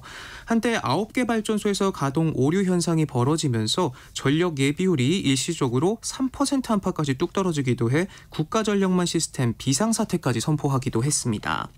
기록적인 더위가 계속되면서 전력 사용이 급증하자 시스템에 부하가 걸린 게 원인으로 꼽히고 있는데요. 실제로 멕시코시티의 경우 한낮 기온이 33.4도까지 올랐는데 5월 기온으로는 21년 만에 최고치였고요. 캄파체와 치아파스 등 일부 지역 역시 이번 주 중 최대 45도까지 기온이 치솟는 곳이 여럿 있을 것으로 네. 예측되고 있습니다. 반면 브라질은 최근 일주일간 폭우가 쏟아지면서 실종자들이 잇따라 숨진 채 발견되는 안타까운 상황이 계속되고 있습니다. 현재 사망자는 100명, 실종자는 128명으로 집계되고요. 부상자도 400명에 육박합니다. 현지 언론들은 집을 잃은 이재민이 10만 명을 넘어섰고 침수 피해를 본 사람의 숫자는 무려 140만 명에 달할 것으로 추정하고 있는데요. 야속하게도 이번 주 또다시 비 예고가 나오면서 당국은 지역 주민들에게 대피를 권고한 상황입니다. 네, 이런 가운데 남극의 빙하는 녹는 속도가 더 빨라져서 우려가 커지고 있어요. 네, 지구온난화로 남극 빙하가 녹는 속도가 더 빨라졌습니다. 이 고온에 녹아버린 빙하는 폭포수처럼 떨어지기도 하고 바다로 흘러들어가기도 하는데요. 남극 세종기지에서 보트로 10분 떨어진 이른바 물범마을로 불리는 포터소마는 가득했던 빙하는 온데간데 없고 물범들은 눈밭이 아닌 흙과 자갈밭을 뒹굴고 있는 모습이 포착되기도 했습니다. 우리나라 쇠빙연구선 아라온호의 연구 거점인 스웨이트 빙하는 극지 연구자들에겐 종말의 빙하로도 불리고 있는데요. 네. 이미 남극에서 가장 빠르게 녹고 있고 녹은 빙하가 바다로 유입되는 속도를 늦추고 따뜻한 해류의 유입을 막는 해상 빙봉마저 지구온난화로 녹아내리고 있기 때문입니다. 과학자들은 남극을 감싼 빙하가 모두 녹으면 지구 해수면이 지금보다 58m는 높아질 것으로 보고 있는데요. 남극 대륙을 둘러싼 바다, 남극해의 생태계는 이미 빙하 주변부터 무너져 내리고 있습니다. 동물들의 먹이가 되는 해조류나 크릴이 죽어가고 있기 때문인데 이 빙하에 섞인 부유물로 바다가 탁해지다 보니까 해조류는 광합성을 못하고 크릴은 제대로 먹이를 먹지 못하는 겁니다. 네. 기후변화 위기가 바로 눈에 보이는 남극. 극지 연구자들은 빙하가 줄줄이 녹아내리고 생태계가 파괴되는 이런 현상들을 주의 깊게 살펴봐야 한다고 입을 모으고 있습니다. 네. 다음 소식도 살펴볼게요. 대전시가 공무원들의 단체 근무복을 추진한다는 소식에 비판이 거세지고 있어요. 네, 요즘 같은 시대에 단체 근무복이 웬 말이냐 하는 반응들이 나오고 있는데요. 네. 넉넉지 않은 재정에 예산 낭비라는 비판이 거세지고 있습니다. 대전시는 소방, 공무직을 제외한 본청과 시사업소 소속 공무원 2,800여 명을 대상으로 단체 근무복을 입히겠다며 사업을 추진해 왔는데요. 점퍼부터 카디건 등 15종이나 되는데 5년간 총 7억 원이 넘게 들어갈 것으로 추산돼 비판을 받고 있습니다. 특히 대전시는 지방채 규모가 1조 원을 넘기면서 재정 악화에 시달리고 있는 상황인데도 사업을 밀어붙이면서 도마에 오른 건데요. 네. 시는 단체 근무복 도입을 통해 업무 편의와 효율성이 강화될 것이라고 설명하면서 과거처럼 획일적 문화로 입게 하려는 것이 아니라 편하게 일하자라는 취지라고 밝혔는데 또 의무 착용이 아니라고는 하지만 분위기상 눈치를 볼 수밖에 없을 것이란 이유에서 공무원들 사이 볼멘 소리도 나오고 있습니다. 네. 어느 때보다 다양성이 강조되는 사회 환경에서 획일화된 단체 근무복 도입은 시대착오적이란 비판도 적지 않은데요. 대전시 사업소 소속인 한 공무원은 상사 눈치도 봐야 하는데 분위기상 안 입을 수가 있겠느냐. 네. 타 지역에서 공무원으로 일하는 친구에게 얘기했더니 요즘이 어느 시대인데 단체복이냐라고 하더라. 회식도 가기 싫어하는 판국에 단체복은 좀 아닌 것 같다라고 꼬집기도 했고요. 심지어 대전시가 단체 근무복을 제작하는 건 이번이 처음이 아닌데요. 이미 2007년에 근무복 점퍼를 제작해 지급했는데 박성효 전 시장 임기가 끝나자 3년 만에 모습을 감추기도 했죠. 예산 낭비 지적이 제기되는 것도 이 때문인데 적지 않은 돈을 들여 제작한 근무복이 유야무야된 과거 사례를 비춰봤을 때 이번에도 예산만 날리기 십상이란 이유에서입니다. 시민들도 재정에 여유가 있어 공무원들에게 복지 혜택을 부여한다면 이해가 가겠지만 어려운 살림을 쪼개 단체 근무복을 도입한다고 하니 불만이 터져나오는 거다라고 지적하면서 차라리 예산을 쓸 거면 단체복보다 더 의미 있는 곳에 썼으면 하는 바람이다라고 꼬집었는데요. 이런 보여주기식 행정 그만할 때도 되지 않았나 싶습니다. 네. 오늘 마지막 소식은 축구선수 손흥민이 아닌 집을 나갔다가 돌아온 진돗개 손흥민의 소식이에요. 네, 무려 집을 나간 지 41일 만에 돌아왔다고 하는데요. 얼마나 기특하고 영특한지요. 대전에 사는 윤정상 씨, 지난 3월 24일 자신이 기르는 진돗개를 데리고 한 공원에서 열린 진도견 전람회장을 방문했는데요. 키우는 10마리 중 유독 잘생기고 똑똑했던 홍민이 한 번 들으면 절대 안 잊어버리겠죠. 평소 축구를 좋아해 손흥민 선수 이름을 따 지어준 이름이라고 하는데요. 당시 겨우 생후 11개월이었다고 하는데 어린 홍민이 다른 강아지들이 크게 짖는 소리에 놀라 끈을 풀고 도망쳤다고 합니다. 네. 윤 씨는 곧바로 유기견 센터부터 구청, 마을 주민들에게 수소문하면서 홍민이를 찾아다녔지만 결국 찾지 못했는데요. 그렇게 한 달이 넘게 흐른 지난 3일 늦은 밤 윤 씨가 운영하는 고물상 마당에서 갑자기 진돗개들이 짖기 시작했다고 합니다. 평소 얌전했던 탓에 놀란 윤 씨가 바로 밖으로 뛰쳐나갔는데 41일 전에 잃어버렸던 홍민이가 눈앞에 서 있었습니다. 네. 너무도 기특한 게요. 홍민이를 잃어버린 곳은 홍민이가 단 한 번도 가본 적이 없는 곳이었고요. 거리도 20km나 떨어져 차로 가도 30분이나 걸리는 거리인데 풀숲을 헤쳐온 듯 온몸에 진드기와 벌레를 가득 달고 꼬리가 떨어질 듯 흔들면서 윤 씨 품에 폭 안겼다고 합니다. 한 살도 채 안 된 홍민이 어떻게 집을 찾아온 건지 참 신통방통한데 주인분께는 손흥민 선수의 골보다도 훨씬 더 값진 순간이 아니었나 싶네요. 네, 하프타임 뉴스 임선우 뉴스캐스터와 함께했습니다. 고맙습니다. 내일 점심 메뉴 추천. 귀로 듣는 푸짐한 지식 한 상 어떠세요? 세상의 모든 정보. 아나운서 전주리입니다.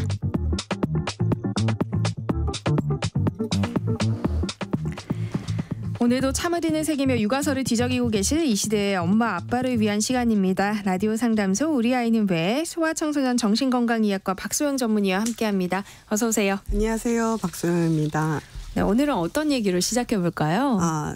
오늘은 요즘 육아를 하시는 분들이 가장 중요하게 생각하는 것 중에 하나가 바로 사회성이잖아요. 네. 그래서 우리 아이가 내 아이만 잘났으면 하는 게 아니라 사람들이랑도 잘 어울리고 또 친구들이랑도 행복하게 살아가기를 원하는데 그 사회성의 첫 편으로 오늘은 공감 능력에 대해서 알아보려고 합니다.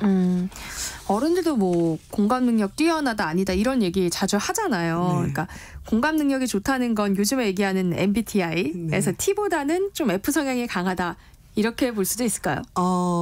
사실 MBTI는 조금 이제 표현형, 내가 어떤 식으로 겉으로 표현하는지에 대한 거에 조금 더 초점이 맞춰져 있어서 조금 다르고, 사실 MBTI에서 말하는 T와 이제 F는 공감보다는 우리 동감. 네, 동감과 비슷하다고 할 수 있습니다. 그러니까 동감과 공감이 다른 거예요? 네, 두 가지가 다른데요. 우선 이제 이 동감하는 것, 이 동감은 영어로는 sympathy라고 하고 이제 좀 풀어서 얘기하면 feeling with라고 얘기를 할 수가 있어요. 그래서 감정을 함께 느낀다.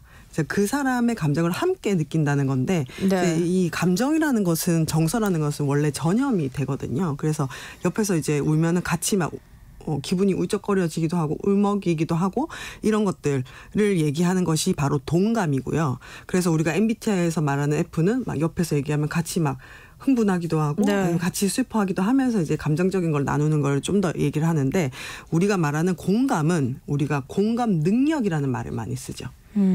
그래서 요거는 empathy는 feeling into입니다. 그래서 into 그 사람의 입장에 들어가서 그 사람의 감정을 이해할 수 있는 능력을 얘기하거든요.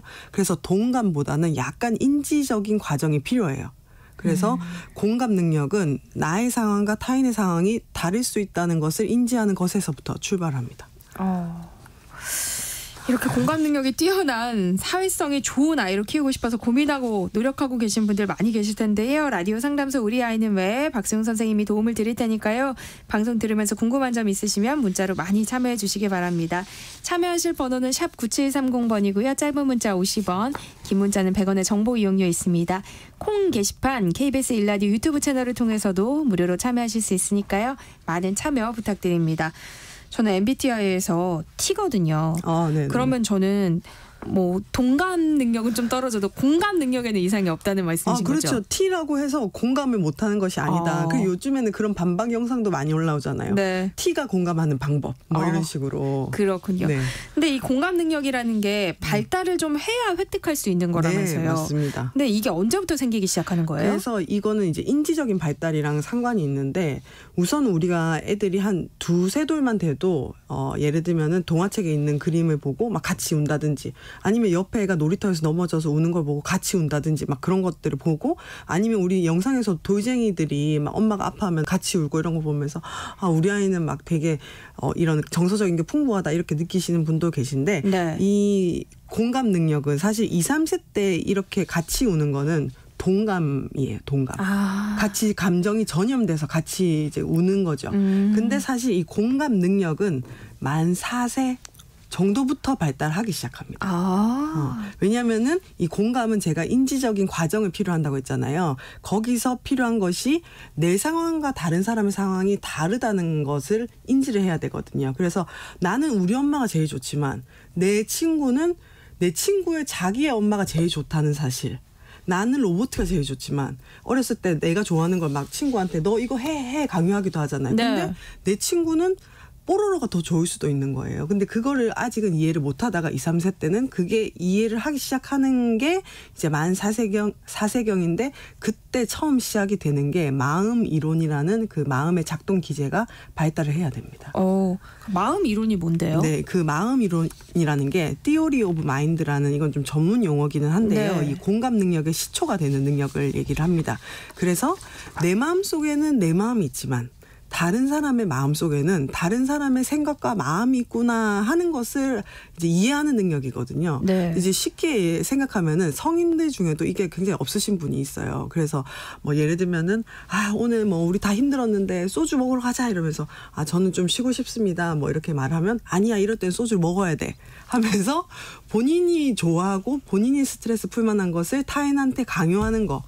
이거는 이제 다른 사람의 마음과 생각이 있다는 것을 좀 이해하는 게 부족한 거죠. 그래서 우리 아이들 같은 경우에 이 마음 이론이 만 4세경부터 발달을 해서 나는 우리 엄마가 제일 좋고 내 친구는 내 친구의 엄마가 제일 좋구나 하는 걸 조금씩 알아가게 되는 겁니다.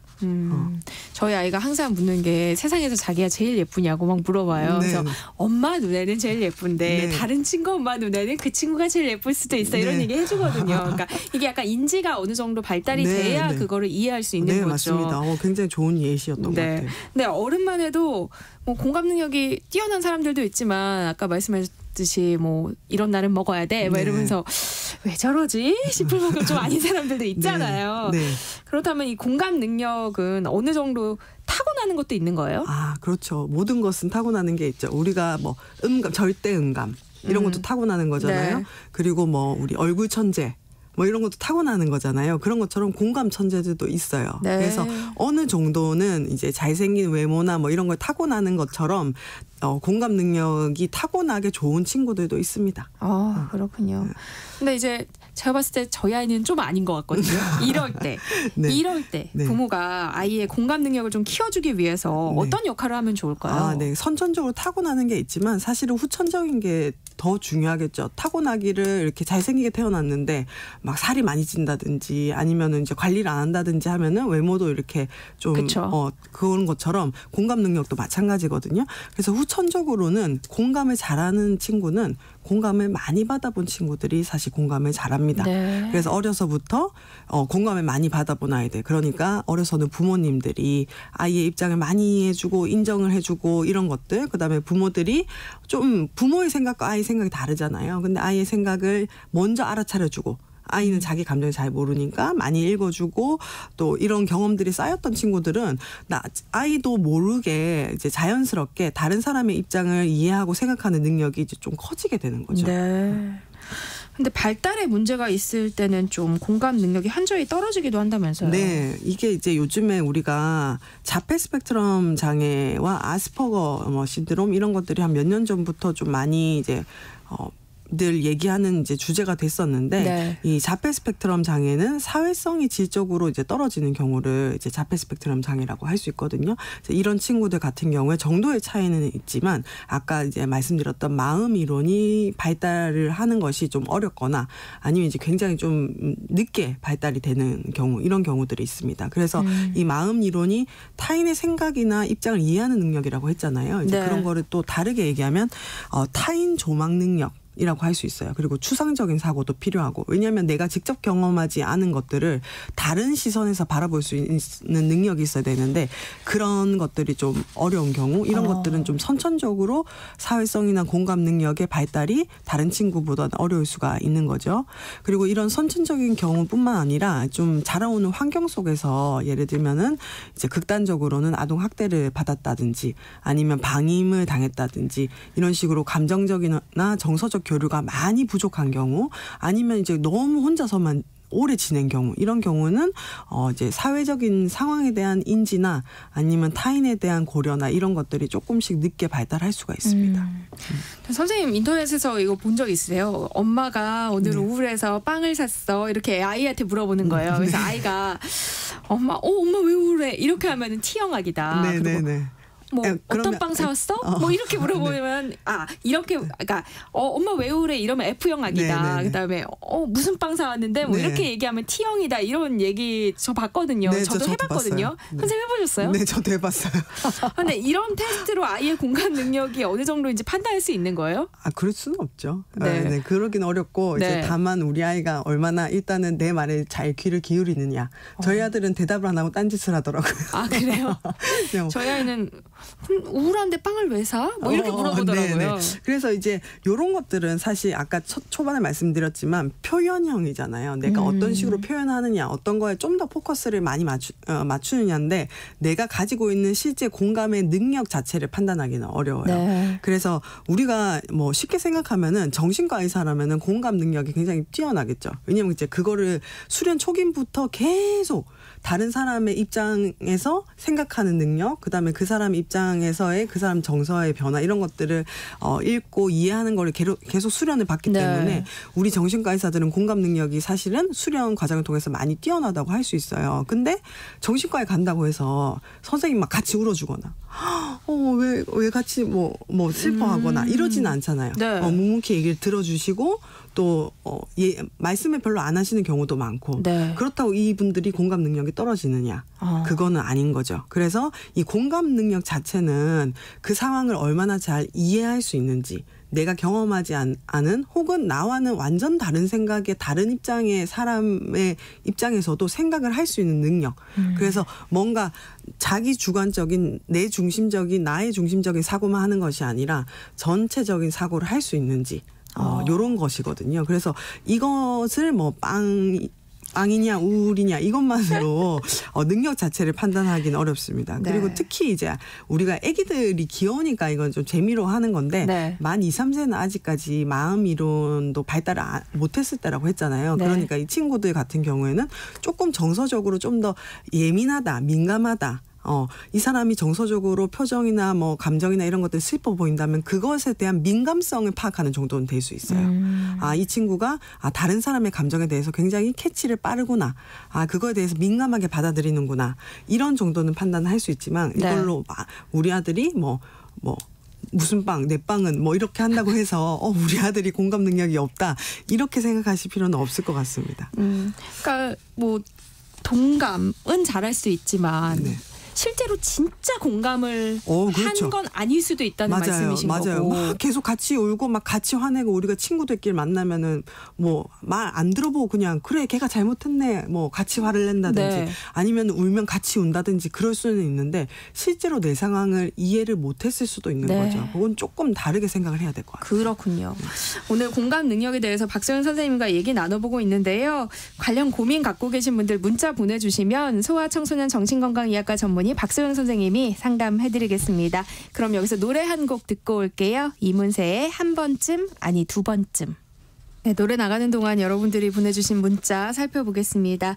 9268님 손녀가 4살인데요. 혼자 있는 할아버지에게 혼자 있으면 할아버지 외롭겠다 이런 생각을 하더라고요. 참 기특했는데요. 공감 능력이 좋은 편인 걸까요? 하셨어요. 그렇죠. 이게 바로 공감 천재죠. 이런 친구들이. 이제 할아버지, 그러니까 내가 혼자 있을 때 외로우니까 이제 할아버지도 혼자 있으니까 외롭겠다. 이제 조금 대입해서 생각하긴 한데 그래도 할아버지 입장을 생각해서 할아버지의 마음도 헤아려 본 거잖아요. 너무 기특하고 사실 이런 좀 능력이 빨리 발달하고 있는 친구일 수 있죠. 좀 타고난 거겠죠. 네, 6559님.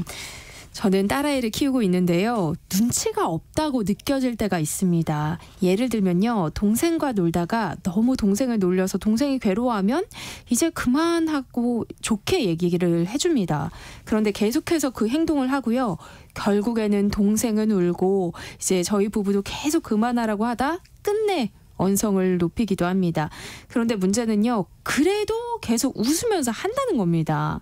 혹시 이런 것도 공감 능력이 없는 것과 상관이 있나요? 하셨어요. 네. 공감 능력이 없는 것과 상관이 있을 수가 있는데 만약에 이제 이 친구가 동생뿐만 아니라 또래 친구들, 어린이집 혹은 유치원 혹은 초등학생이면 초등학생, 학교에서도 계속 친구를 이제 자기가 재밌는 방식으로 노는 거죠. 근데 친구는 괴로워하는데 나는 이게 재밌으니까 계속 논다. 그러면 공감 능력이 좀 부족하거나 사회성인지, 사회 상황 속에서 타인의 감정이나 그 상황 속에서 내 행동의 부적절함을 잘 모르는 그런 부분이 부족할 수가 있어요. 근데 지금 동생이랑 이렇다 하면은 이건 좀 특수 관계입니다. 동생이. 그래요? 그렇죠. 일부러 그러는 걸 수도 있어요. 눈치가 없어 보이지만 다 알고 있어요. 동생이 싫어하는 것도 알고 있는데 자기는 그게 재밌는 거야. 왜냐하면 동생이 미울 수도 있고 질투날 수도 있고 동생은 나보다 어리고 약하니까 놀려도 되니까. 그래서 그 어떤 건지 잘 확인해 보셔야 될 것 같습니다. 동생은 특수관계다. 네, 특수관계죠. 0830님, 공감 능력과 배려심을 연관해서 생각해도 되는 걸까요? 하셨어요. 그렇죠. 우선 공감 능력이 부족하면은 당연히 타인의 입장에서 생각을 해보는 능력 자체가 부족하기 때문에 배려심이 낮아질 가능성이 높겠죠. 그러니까 나는 뭐 돈이 100만 원 있는데 저 사람은 돈이 10만 원 있어. 그러면 10만 원 있는 사람의 입장에서 뭘 이제 같이 뭘 하더라도 그걸 배려해서 미리 생각해서 해야 되는데 그런 이제 입장 차이 자체가 이해되는 거에서부터 어려움이 생기면은 그 다음 생기는 배려심이 어려울 수밖에 없습니다. 그렇군요. 5034님. 제 딸은 초등학교 입학을 앞두고 있습니다. 그런데 가끔 걱정될 때가 있어요. 조금 덩치가 있는 친구에게 대놓고 너는 왜 이렇게 뚱뚱해? 이렇게 묻더라고요. 그래서 그런 얘기 하는 거 아니라고 가르치고 있는데요. 어떤 방식으로 가르쳐야 효과가 있을까요? 하셨어요. 우선은 우리가 뭐 뚱뚱하다, 마르다 아니면은 얼굴이 하얗다, 검었다 이거 자체가 또 성인들이 듣기에는 저 사람은 뭐 흑인을 보고 아이가 처음 봐서 저 사람 얼굴이 왜 저렇게 검해 했는데 우리가 색깔이 검다는 거에 대한 어떤 부정적인 인식 혹은 뚱뚱하다는 게 부정적인 인식으로 되어 있으면은 사실 애들은 그냥 아무 생각 없이 저 사람 우리와 다르게 블랙이네? 저 사람은 좀 빼시네? 뭐 뚱뚱하네? 이렇게 말을 하는 건데 야 너 그런 말 하는 거 아니야? 뭐 이렇게 하면은 오히려 이게 좀 더 잘못된 생각을 심어줄 수가 있어요. 그런데 타인의 외모는 모두 다 다를 수 있는 거야. 그렇기 때문에 그 사람한테 함부로 지적하듯이 말하면 안 돼. 그러니까 이 아이의 생각은 인정해주고 이 아이가 궁금해하는 것에 대해서는 그냥 뉴트럴하게 중립적으로 이제 정보를 주되 이제 매너잖아요. 다른 네. 사람한테 뭐 당신은 왜 키가 커요? 혹은 키가 작아요? 왜 당신은 안경 꼈어요? 이렇게 직접적으로 묻는 것은 매너나 예의에 어긋난다. 이런 것들을 알려줄 수가 있죠. 그러니까 어떻게 보면 아이가 저 사람은 왜 얼굴이 까매라고 네. 말하는 게 너 그거 인종차별적 발언이야. 이게 너무 간 거죠. 그렇죠. 맞아요. 우리의 성인 생각이군요. 입장에서 네, 그럴 수도 있습니다. 네. 라디오 상담소 우리 아이는 왜 오늘 여기까지 하겠습니다. 지금까지 소아청소년 정신건강의학과 박소영 전문의와 함께했습니다. 고맙습니다. 네, 감사합니다.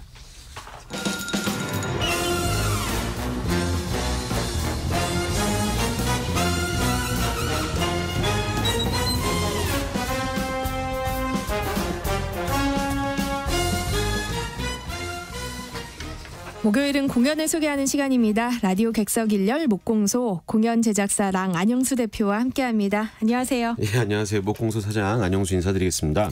네, 오늘은 어떤 공연 소개해 주실 건가요? 네, 오늘 연극 작품 하나랑 뮤지컬 작품 하나 이렇게 두 작품 갖고 왔습니다. 두 작품이에요? 예. 와, 시간이 많지 않아서 서둘러야겠어요. 예, 걱정 마십시오. 아주 간단하게 아주 간단하게 소개해드리도록 할 거고요. 일단 먼저 소개해드릴 작품은 연극이고 웃음의 대학이라는 작품입니다. 어디선가 들어본 듯한 제목인데요? 예, 진짜 어디선가 들으셨으면 다행이고요. 네. 만약에 방송에서 들으셨으면 기억력이 좋으신 거고. 제가 몇 주 전에 연극 M 버터플라이라는 공연 소개하면서 연극 열전이라는 단체가 20주년 기념 공연들을 준비하고 있다. 이렇게 말씀드리면서 그 단체가 110개 정도의 공연 중에서 아주 엄선해서 5작품 정도를 고르는데 그 작품 제가 말씀드렸을 때 그때 이제 이 작품이 있었어요. 네. 그래서 이때 포함되어 있는 웃음의 대학이라는 작품이죠. 네. 어떤 작품인지 궁금한데요. 제목만 들어서는 재미있는 내용일 것 같아요. 일단 제목이 웃음의 대학이니까. 네. 얼마나 웃기면은 대학까지 갖다 쓰고 그래서. 근데 이거 직역한 대학 제목이라고 하더라고요. 네. 제가 일단 그 내용을 간단하게 말씀을 드려볼게요. 일단 이 작품 원작이 일본 작품이고요. 시대적인 배경은 1940년대를 배경으로 하고 있어요. 이제 태평양 전쟁이 한창이었을 이때를 생각하시면 될 것 같고 시대적인 배경이 이러다 보니까는 그 시대가 웃음이 이제 거의 사라진 그런 배경이었어요. 근데 이렇게 웃음이 사라져 버린 상태에서 어떤 작가가 제가 알기로는 웃음의 대학이라는 극단의 작가로 알고 있는데 이 작가가 관객들한테 웃음을 좀 일깨워주고 싶은 마음에 재미있는 희곡을 써서 공연을 올리려고 하는 거예요. 근데 시대가 이러다 보니까 당시에는 공연을 올리기 위해서는 어떤 검열관이 이 작품을 통과시켜줘야지만 공연을 할 수 있었거든요. 네. 그래서 이제 이 작가가 검열관을 만나게 되는 거죠. 이 얘기가 웃음의 대학이고 당시에 이제 그 공연을 하기 위해서 검열관을 만나는데 이 검열관의 성격은 또 굉장히 이런 단어가 괜찮은지 모르겠는데 꼬장꼬장하다고 해야 되나? 예. 아주 철두철미하고 네. 이런 사람이었던 거죠. 이런 시대에 이렇게 지금 전쟁을 한참 하고 있는 이런 시대에 어떻게 웃을 수가 있냐. 이러면서 이제 대본을 보면서 웃음이 유발될 만한 장면들을 하나하나 지적하면서 이거 수정해 갖고 와라. 작가랑 이제 그런 거에서 이제 부닥치게 되는 겁니다. 근데 이거를 서로 계속 만나는 날짜가 7일 동안 만나면서 이 작품을 만들어가는 과정을 다룬 작품이 바로 연극 웃음의 대학입니다. 네. 줄거리를 들으면 뭔가 치열한 논쟁이 펼쳐질 것 같은데요. 코믹한 장면들이 어떻게 연출될지도 궁금해요. 이게 이제 웃음을 전하고 싶은 작가랑 검열관의 대립이 7일 동안 일어나는데 이런 분위기에서 검열관에게 작가가 저는 이 부분을 절대 못 고칩니다. 검열관이 당장 고쳐야. 그래서 막 서로 싸워요. 네. 내 목숨을 걸고 막 이렇게 되면 이게 좀 심각해질 수 있는 분위기일 텐데 공연을 올리기 위해서는 무조건 고치긴 해야 되거든요. 작가가 이제 검열관이 지적한 거를 순순히 다 받아들여요. 네. 그리고 고쳐갖고 와요. 근데 여기서 이제 웃음의 포인트는 뭐냐면 검열관이 고치라는데 검열관이 삭제시키라는 데를 삭제하거나 고쳐서 다시 갖고 와서 만나면 자꾸 희곡이 더 재밌어지는 거예요. 네. 고치라고 해서 고쳐서 해봤더니 더 재밌어. 다시 고쳐. 더 재밌어. 이제 이런 부분이 관객들이랑 같이 배우들도 상황을 맞이하면서 이제 웃음이 피식피식 나오기 시작하고 그래서 굉장히 재미있는 굉장히 탄탄한 대본을 자랑하는 그런 작품이라고 생각하시면 될 것 같습니다. 나름의 반전이 있는 거네요. 그렇죠. 네. 배우들의 연기가 또 중요할 것 같은데요. 어떤 분들이 공연에 참여하고 있어요? 기본적으로 2인극이라서 배우들의 연기가 매우 중요하고요. 이번 공연이 연극 열전에서 9년 만에 올리는 거예요. 그래서 이제 이 작품 이번에 섭외할 때 9년 전에 했었던 배우를 캐스팅을 했고 바로 그분이 검열관을 맡은 서현철 배우, 연기 잘하시고 재미있는 네. 서현철 배우가 이번에도 참여하게 됐고 요 검열관 같은 역할로 참여하시는 배우가 연기 경력이 이제 60년이 다 된 걸로 알고 있는데 배우 송승환 님께서 배우라고 해야 되는 게 좀 어색한데 평창 동계올림픽 총예술감독 또는 난타 또는 옛날 추억 생각하신 분들은 여기 KBS지 않습니까? 젊음의 행진 MC에 이 송승환 님이 이제 배우로 참여하게 돼서 화제가 됐습니다. 그리고 이제 젊은 작가 역할로는 요즘에 그 공연 무대에서 굉장히 활발히 활동하고 있는 주민진, 신주엽 이 배우분들이 참여하고 계신데 여기 좀 비하인드가 있는데 송승환 배우님께서 여기선 배우를 해야 되겠죠? 송승환 배우님이 작품을 그전에 더 드레스 같은 작품을 또 이제 연극을 꾸준히 하셨거든요. 근데 너무 작품을 하고 싶으신데 이 웃음의 대학을 너무 하고 싶은 거예요. 그래서 이 공연을 제작할 만한 곳을 좀 찾고 있었는데 때마침 연극열전이랑 연락이 닿아서 니네 연극 많이 하니까 웃음의 대학 어떠냐? 회장님, 선생님 그러면서 저희 이번에 20주년 맞이해서 작품 라인업 중에 웃음의 대학이 있어요. 네. 그래? 그럼 나 좀 쓰면 안 되겠냐? 이제 이러면서 굉장히 빠르게 이게 그 만나져 갖고 결정이 돼버린 겁니다. 그래서 이제 공연을 하게 됐다고 하더라고요. 흥미로운 제작 비하인드네요. 예. 이거 흥미로운 얘기 또 몇 가지 있습니다. 이 작품 내용이 그 검열관이랑 작가가 7일 동안 만나면서 작품을 수정해가는 과정에 재밌는 포인트가 있는 작품인데 7일간 만나는 무대 배경이 매번 똑같은 거예요. 검열관 만나갖고 허락받는 자리니까 무대가 바뀌지가 않아요. 네. 그리고 대사도 거의 비슷해요. 대사가 검열관이 이 부분 말입니다. 이러면은 이제 작가가 네 거기는 이렇게 뭐 이런 비슷한 류의 대사예요. 검열관이 이 부분 말입니다. 그러면은 첫날은 작가가 이 부분이요? 왜요? 뭐 아니면 둘째 날은 수정했습니다. 뭐 이렇게 돼서 대사가 약간 비슷하거든요. 근데 이게 어떤 일이 생겼냐면 9년 전에 배우가 집중을 하고 있지 않으면 내가 지금 하고 있는 게 이게 이틀째인가? 3일째였나? 이게 순간순간 헷갈린대요. 그럴 수 있을 것 같아요. 네, 실제로 9년 전에 공연했을 때 공연 7일 중에 이틀 정도가 없어져 버렸대요. 중간에 대사가 날라가서. 그래서 공연 시간이 20분 정도가 빨리 끝나버렸다고 하더라고요. 요즘 같으면 이제 뭐 난리가 났을 텐데. 그러니까요. 네, 그런 일이 벌어졌다고 하더라고요. 네. 이렇게 들으면 재미있긴 한데 사실 배우나 관객 입장에서는 굉장히 무서운 상황이잖아요. 네, 실수를 했었던 경험이 있는 제작사에서 이번에는 그걸 사전에 주의 깊게 배우들한테 얘기했고 워낙 이번에 베테랑 분들이 참여를 하시니까 그런 일까지는 없을 것 같은데 이런 일이 있을 수 있겠다라고 생각하시면서 보시면 약간 그 긴장감을 느끼시면서 좀 더 재밌게 보지 않으실까 싶고 사실 그거보다 이번에 좀 아쉬운 부분은 이 송승환이라는 배우와 연극열전이라는 단체가 서로 원하는 게 맞아서 이 공연이 결정되어져서 9년 만에 이 재밌는 텍스트를 연극으로 만날 수 있는 것은 굉장히 반가운 일인데 그러다 보니까 공연 기간이 좀 짧은 대관을 하게 된 것 같더라고요. 네. 정확한 이유는 모르겠습니다만 이게 보통 공연 같은 거 하면 2달 반, 3달 정도 이렇게 하거든요. 근데 이 공연은 한 달이 채 안 돼요. 이번 주 말 5월 11일부터 시작해서 6월 9일까지 세종문화회관 S시어터라고 세종문화회관 저희 큰 공연장 그 뒷뜰에 가면 지하로 들어가 있는 공연장이 있습니다. 거기서 하거든요. 공연 기간이 짧으니까 요거 놓치지 마시고 연극 좋아하시는 분들 특히 이 대사, 이 텍스트가 완벽한 공연을 좋아하시는 분들은 이 작가의 작품들이 늘 그러했듯이 아주 치밀하게 구성되어 있어서 요거 한번 보러 가셔서 재미있는 어떤 이 무대의 웃음을 좀 느껴보셨으면 좋겠다 해서 하나 갖고 왔습니다. 관심 있는 청취자분들은 꼭 기억하셔야 될 것 같습니다. 자, 그럼 이번엔 두 번째 작품 살펴볼까요? 빠르게 소개하고 있는 거 맞죠? 네. 네. 두 번째 소개해드릴 작품은 조금 전에 웃음의 대학이었는데 이번에는 뮤지컬. 제목도 완전히 결이 좀 다른 것 같은. 왠지 웃음의 대학은 연극, 웃음의 대학 이렇게 말씀드릴 것 같고 이번 뮤지컬은 뮤지컬, 파과 이렇게 얘기해야 될 것 같은. 약간 묵직한 포스터도 거무튀튀하고 막 이런 공연이거든요. 요게 이제 동명의 소설의 제목을 같이 쓰고 있는데 혹시 뮤지컬이나 소설 파과 이거 들어보신 적 있으세요? 소설 파과 들어본 적 없는 것 같아요. 저는 전주리 아나운서님께 이런 솔직한 매력이 너무 좋습니다. 모르시는 분들도 많을 거예요. 저 말고도. 저 어떤 작품인데요? 예, 다 알면은 뭐 굳이 얘기할 필요 없으니까 그죠? 예. 자, 이 작품 그 장편 소설로 굉장히 많은 분들이 읽으셨던 걸로 읽으신 기록이 있던데 이 작품 좀 소재가 파격적이에요. 60대의 여성 킬러가 주인공인 작품이에요. 예전에 이제 저희 그 느와르 영화 이런 거 좀 생각하시면 그 분위기를 좀 그 아마 받아들이시기 쉬우실 것 같은데 네. 그래서 등장 인물도 이게 그 나쁜이라는 사람들이거든요. 그래서 거기는 그 본인 이름을 안 쓰고 그 코드네임 비슷한 닉네임 같은 걸 써요. 그래서 뭐 등장인물 안영수, 전주리 이런 거 아니고 등장인물 손톱, 조각, 투 막 이런 거예요. 네. 그래서 공연 줄거리 소개해드릴 때 얘기 중간에 들으시는 분들은 뭐 투사 얘기인가 뭐 이렇게 들으실 수도 있는데 그게 아니라 이제 사람 등장인물이 이름입니다. 네, 집중해서 들어볼게요. 예, 한번 그럼 또 공연을 소개해드리도록 하겠습니다. 공연에서 나오는 현재 시간보다 20년 전의 시간에서 공연이 이제 시작돼요.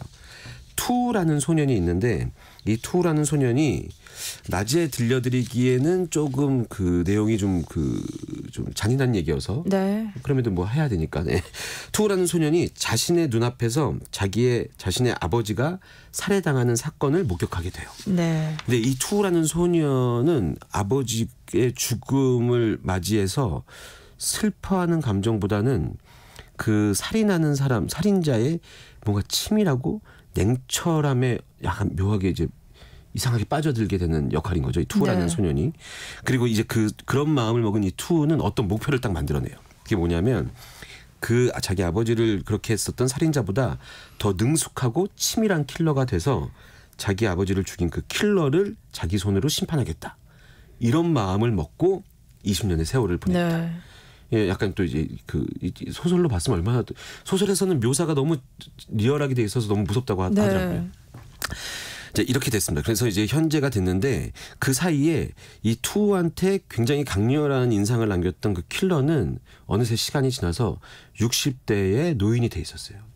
여성이었고. 근데 이 노인은 오랜 시간 동안 킬러로 활동하면서 주변 사람들이랑 이런 관계 같은 걸 전혀 맺지 않고 있었는데 그렇게 감정 같은 게 거의 없는 사람으로 살아왔는데 나이가 들면서 어느 순간부터 아주 조금씩 인간답게 사는 것에 본인이 흔들리고 있다는 걸 자각하게 돼요. 네. 네. 그래서 이제 이런 표현을 과일 가게로 표현을 해서 거기 특히 복숭아를 가지고 얘기하거든요. 그래서 이 복숭아도 한때 제철이 되면 굉장히 맛있잖아요. 근데 이게 시간이 지나면은 뭉그러지잖아요. 그 뭉그러진 과일을 파과라고 합니다. 그래서 제목이 파과거든요. 네. 그래서 자기가 이제 늙은 킬러가 됐는데 그런 스스로를 발견하게 되는 거죠. 근데 그렇게 지나던 어느 날 이 늙어버린 이 그 조각이라는 그 여성 킬러와 그 아까 말씀드렸던 소년 투가 결국은 만나게 돼요. 근데 만나게 돼서 그들이 서로를 어떻게 바라보고 있는지 그리고 이 둘의 대결은 또 어떻게 펼쳐지는지 공연장에서 만나보시면 될 것 같은 그런 작품이라고 말씀드릴 수 있을 것 같아요.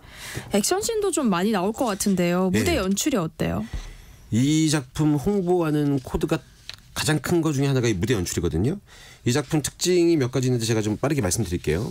먼저 일단 여성 킬러가 주인공이니까 무대에서 볼 때 영화는 카메라 워킹 같은 걸 기가 막히게 해서 여성이지만 굉장히 싸움을 잘하는 것처럼 보이게 많이 하잖아요. 네. 근데 무대에서는 리얼로 다 보여야 되니까 이게 아무래도 피지컬적인 어렵죠. 것 때문에 좀 어색해 보일 수 있잖아요. 그래서 저 거의 큰 기대 안 하고 봤거든요.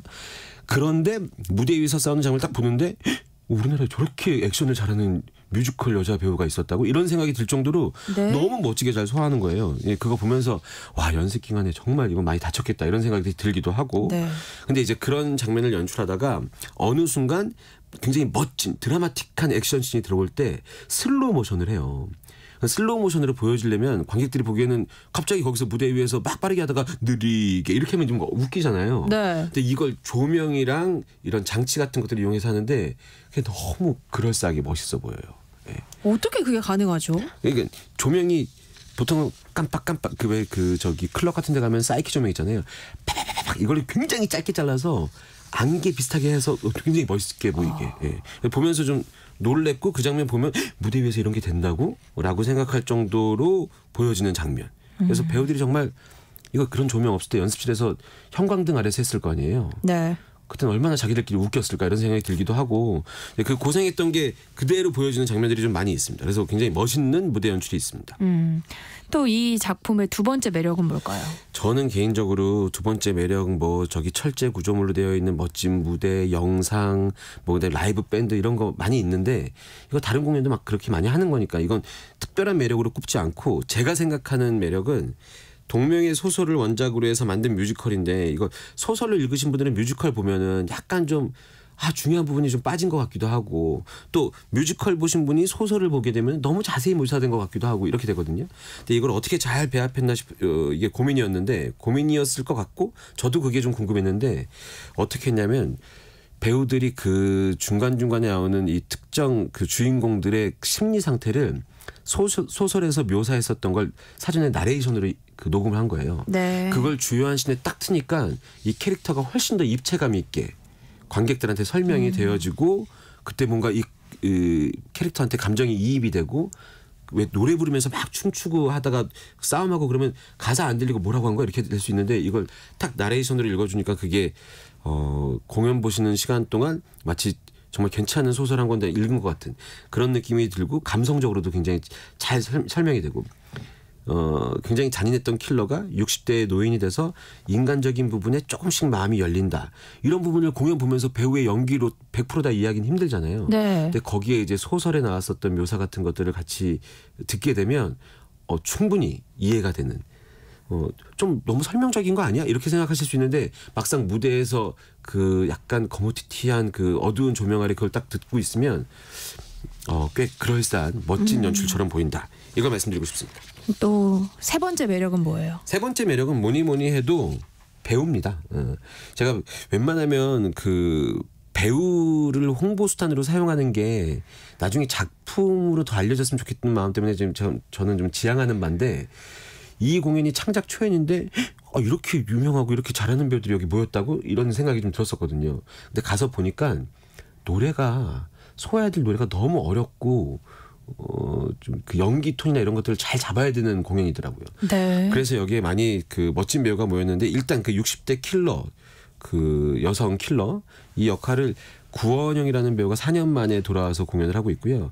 여러분들 많이 아시는 차지연 배우가 이 역할을 하는데 중간에 이 자기의 인생이 뭉그러진 과일이라고 생각하면서 부르는 파과라는 넘버 들을 때면 그냥 소름이 기가 막힌 넘버를 불러주시고 그다음에 그 이제 제가 처음에 말씀드렸던 이 투 역할은 여러분들한테 잘 알려진 신성록, 김재욱 배우 그리고 노윤 배우까지 함께해서 굉장히 큰 호응 반응을 불러일으키고 있는 배우 라인업이에요.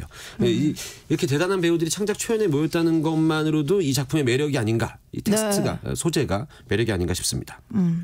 르와르 느낌이 난다고 하니까 또 뮤지컬 음악들은 어떨지 궁금한데요. 네. 어떤 노래 골라오셨어요? 창작 초연 같은 거 많이 소개해드리고 싶은데 음원이 없어요.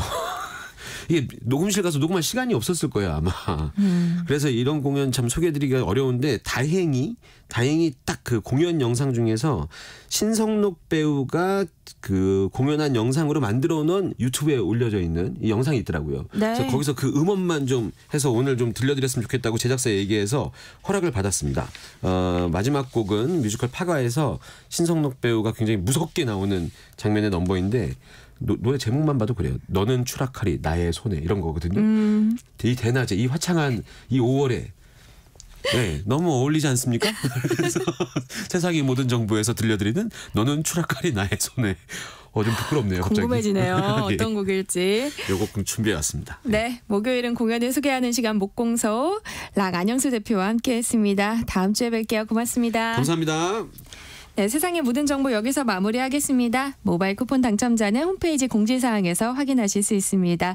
끝으로 뮤지컬 파과 가운데서 이 신성록 배우가 부른 너는 추락하리 나의 손에라는 제목의 넘버 들려드리면서 저는 내일 다시 찾아올게요. 행복한 오후 되시고요. 지금까지 아나운서 전주리였습니다. 고맙습니다. 가는 눈썹 낮은 두볼 까다로운 붉은 이술 손에 감아보고 싶던 기다란 검은 머리결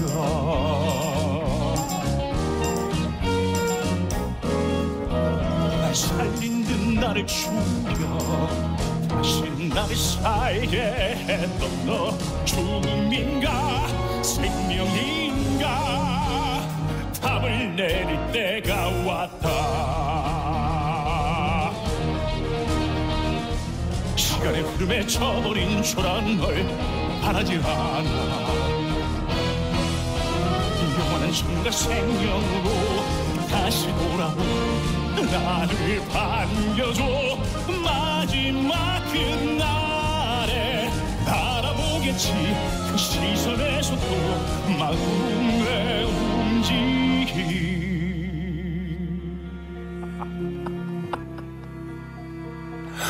끌어당겨 손가락에 감아보고 싶었던 머리카락 대신 거기엔 푸석하고 건조하며 구불거리는 잿빛 머리카락이 해묵은 먼지처럼 뭉쳐있다. 내가 이제 당신을 어떻게 하면 좋을까? 조가 그때처럼 내게 잊으라 말하는 너 숨통을 들어줄라.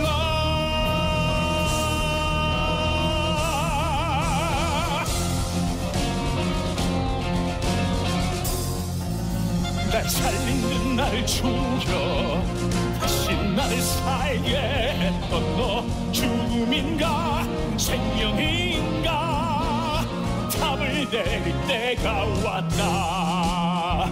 절로 날아가버린 검은 날개